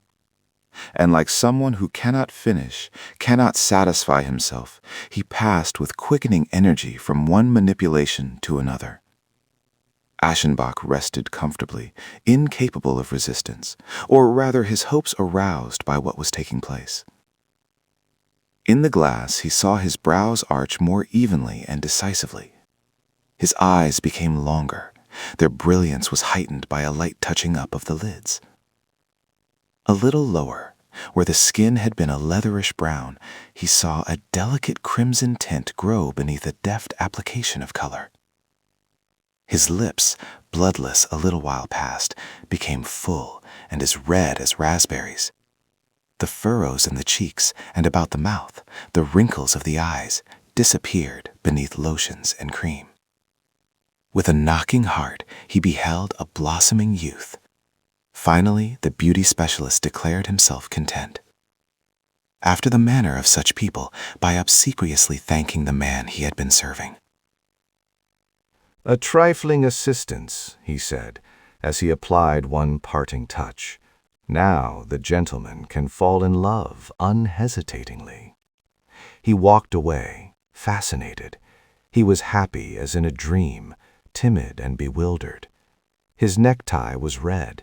His broad-brimmed straw hat was trimmed with a variegated band. A tepid storm wind had risen. It was raining sparsely and at intervals, but the air was damp, thick, and filled with the smell of things rotting. All around him he heard a fluttering, pattering, and swishing, and under the fever of his cosmetics, it seemed to him as though evil wind spirits were haunting the place, impure seabirds, which rooted and gnawed at the food of the condemned and befouled it with their droppings. For the sultriness destroyed his appetite, and the fancy suggested itself that the foods were poisoned with contaminating substances. Tracking the Blois one afternoon, Aschenbach had plunged deep into the tangled center of the diseased city. He was becoming uncertain of where he was, since the alleys, waterways, bridges, and little squares of the labyrinth were all so much alike, and he was no longer even sure of directions. He was absorbed with the problem of keeping the pursued figure in sight, and driven to disgraceful subterfuges, flattening himself against walls, hiding behind the backs of other people. For a long time he did not notice the weariness, the exhaustion, with which emotion and the continual suspense had taxed his mind and his body. Tadzio walked behind his companions. He always allowed the governess and the nun-like sisters to precede him in the narrow placitor, and make sure by a glance of his peculiarly dark gray eyes that his admirer was following. He saw him and did not betray him. Drunk with the knowledge of this, lured forward by those eyes, led meekly by his passion, the lover stole after his unseemly hope. But finally he was cheated and lost sight of him. The poles had crossed a short arching bridge. The height of the curve hid them from the pursuer, and when he himself had arrived there, he no longer saw them. He hunted for them vainly in 3 directions, straight ahead and to either side along the narrow, dirty wharf. In the end, he was so tired and unnerved that he had to give up the search. His head was on fire, his body was covered with a sticky sweat, his knees trembled. He could no longer endure the thirst that was torturing him, and he looked around for some immediate relief. From a little vegetable store, he bought some fruit, strawberries, soft and overly ripe, and he ate them as he walked. A very charming, forsaken little square opened up before him. He recognized it. Here he had made his frustrated plans for flight weeks ago. He let himself sink down on the steps of the cistern in the middle of the square and laid his head against the stone cylinder. It was quiet. Grass was growing up through the pavement. Refuse was scattered about. Among the weather-beaten, unusually tall houses surrounding him, there was one like a palace, with little lion-covered balconies and Gothic windows with blank emptiness behind them. On the ground floor of another house was a drugstore. Warm gusts of wind occasionally carried the smell of carbolic acid. He sat there. He, the master, the artist of dignity, the author of The Wretch, a work which had, in such accurate symbols, renounced vagabondage and the depths of misery, had denied all sympathy with the engulfed, and had cast out the outcast. The man who had arrived, and victor over his own knowledge, had outgrown all irony and acclimatized himself to the obligations of public confidence, whose reputation was official, whose name had been knighted, and on whose style boys were urged to pattern themselves. He sat there. His eyelids were shut. Only now and then a mocking, uneasy side glance slipped out from beneath them, and his loose lips, set off by the cosmetics, formed isolated words of the strange dream logic created by his half-slumbering brain. For beauty, Phaedrus, mark me, beauty alone is both divine and visible at once, and thus it is the road of the sensuous. It is, little Phaedrus, the road of the artist to the spiritual. But do you now believe, my dear, that they can ever attain wisdom and true human dignity for whom the road to the spiritual leads through the senses? Or do you believe, rather, I leave the choice to you, that this is a pleasant but perilous road, a really wrong and sinful road, which necessarily leads astray? For you must know that we poets cannot take the road of beauty without having Eros join us and set himself up as our leader. Indeed, we may even be heroes after our fashion and hardened warriors, though we be like women, for passion is our exaltation, and our desire must remain love. That is our pleasure and our disgrace. You now see, do you not, that we poets cannot be wise and dignified, that we necessarily go astray, necessarily remain lascivious, and adventurers in emotion. The mastery of our style is all lies and foolishness. Our renown and honor are a farce. The confidence of the masses in us is highly ridiculous, and the training of the public and of youth through art is a precarious undertaking which should be forbidden. For how indeed could he be a fit instructor who is born with a natural leaning towards the precipice? We might well disavow it and reach after dignity, but wherever we turn, it attracts us. Let us say, renounce the dissolvent of knowledge, since knowledge, Phaedrus, has no dignity or strength. It is aware, it understands, and pardons, but without reserve and form. It feels sympathy with the precipice. It is the precipice. This then we abandon with firmness, and from now on our efforts matter only by their yield of beauty, or in other words, simplicity, greatness, and new rigor, form, and a second type of openness. But form and openness, Phaedrus, lead to intoxication and to desire, lead the noble, perhaps, into sinister revels of emotion which his own beautiful rigor rejects as infamous, lead to the precipice. Yes, they too lead to the precipice. They lead us poets there, I say, since we cannot force ourselves, since we can merely let ourselves out. And now I am going, Phaedrus. You stay here, and when you no longer see me, then you go too. A few days later, as Gustav von Aschenbach was not feeling well, He left the beach hotel at a later hour in the morning than usual. He had to fight against certain attacks of vertigo, which were only partially physical and were accompanied by a pronounced malaise, a feeling of bafflement and hopelessness, while he was not certain whether this had to do with conditions outside him or with his own nature. In the lobby, he noticed a large pile of luggage ready for shipment. He asked the doorkeeper who it was that was leaving, and heard an answer the Polish title which he had learned secretly. He accepted this without any alteration of his sunken features, with that curt elevation of the head by which one acknowledges something he does not need to know. Then he asked, when? The answer was, after lunch. He nodded and went to the beach. It was not very inviting. Rippling patches of rain retreated across the wide flat water separating the beach from the first long sandbank. An air of autumn, of things past their prime, seemed to lie over the pleasure spot which had once been so alive with color and was now almost abandoned.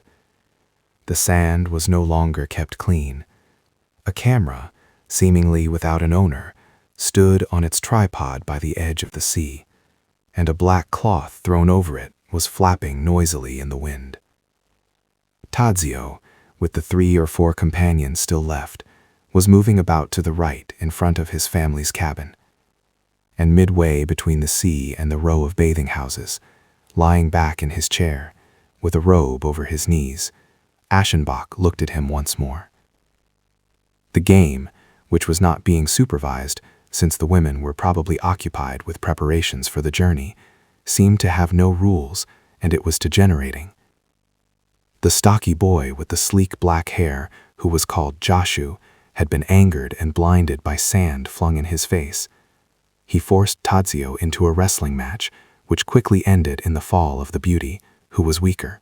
But as though in the hour of parting, the servile feelings of the inferior had turned to merciless brutality and were trying to get vengeance for a long period of slavery, the victor did not let go of the boy underneath, but knelt on his back and pressed his face so persistently into the sand that Tadzio, already breathless from the struggle, was in danger of strangling. His attempts to shake off the weight were fitful. For moments they stopped entirely and were resumed again as mere twitchings. Enraged, Aschenbach was about to spring to the rescue when the torturer finally released his victim. Tadzio, very pale, raised himself halfway and sat motionless for several minutes, resting on one arm, with rumpled hair and glowering eyes. Then he stood up completely and moved slowly away. They called him, cheerfully at first, then anxiously and imploringly. He did not listen. The swarthy boy, who seemed to regret his excesses immediately afterwards, caught up with him and tried to placate him. A movement of the shoulder put him at his distance. Tadzio went down obliquely to the water. He was barefoot and wore his striped linen suit with the red bow. He lingered on the edge of the water with his head down, drawing figures in the wet sand with one toe. Then he went into the shallows, which did not cover his knees in the deepest place, crossed them leisurely, and arrived at the sandbank. He stood there a moment, his face turned to the open sea. Soon after, he began stepping slowly to the left along the narrow stretch of exposed ground. Separated from the mainland by the expanse of water, separated from his companions by a proud moodiness, he moved along, a strongly isolated and unrelated figure with fluttering hair, placed out there in the sea, the wind, against the vague mists. He stopped once more to look around.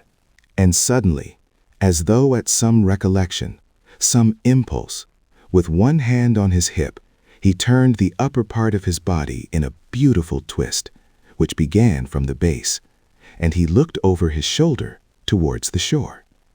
The watcher sat there, as he had sat once before, when for the first time these twilight gray eyes had turned at the doorway and met his own. His head, against the back of his chair, had slowly followed the movements of the boy walking yonder. Now, simultaneously with this glance, it rose and sank on his breast, so that his eyes looked out from underneath, while his face took on the loose, inwardly relaxed expression of deep sleep. But it seemed to him as though the pale and lovely lure out there were smiling to him, nodding to him, as though, removing his hand from his hip, he were signaling to come out, were vaguely kiting towards egregious promises. And, as often before, he stood up to follow him. Some minutes passed before anyone hurried to the aid of the man who had collapsed into one corner of his chair. He was brought to his room, and on the same day, a respectfully shocked world received the news of his death. The end.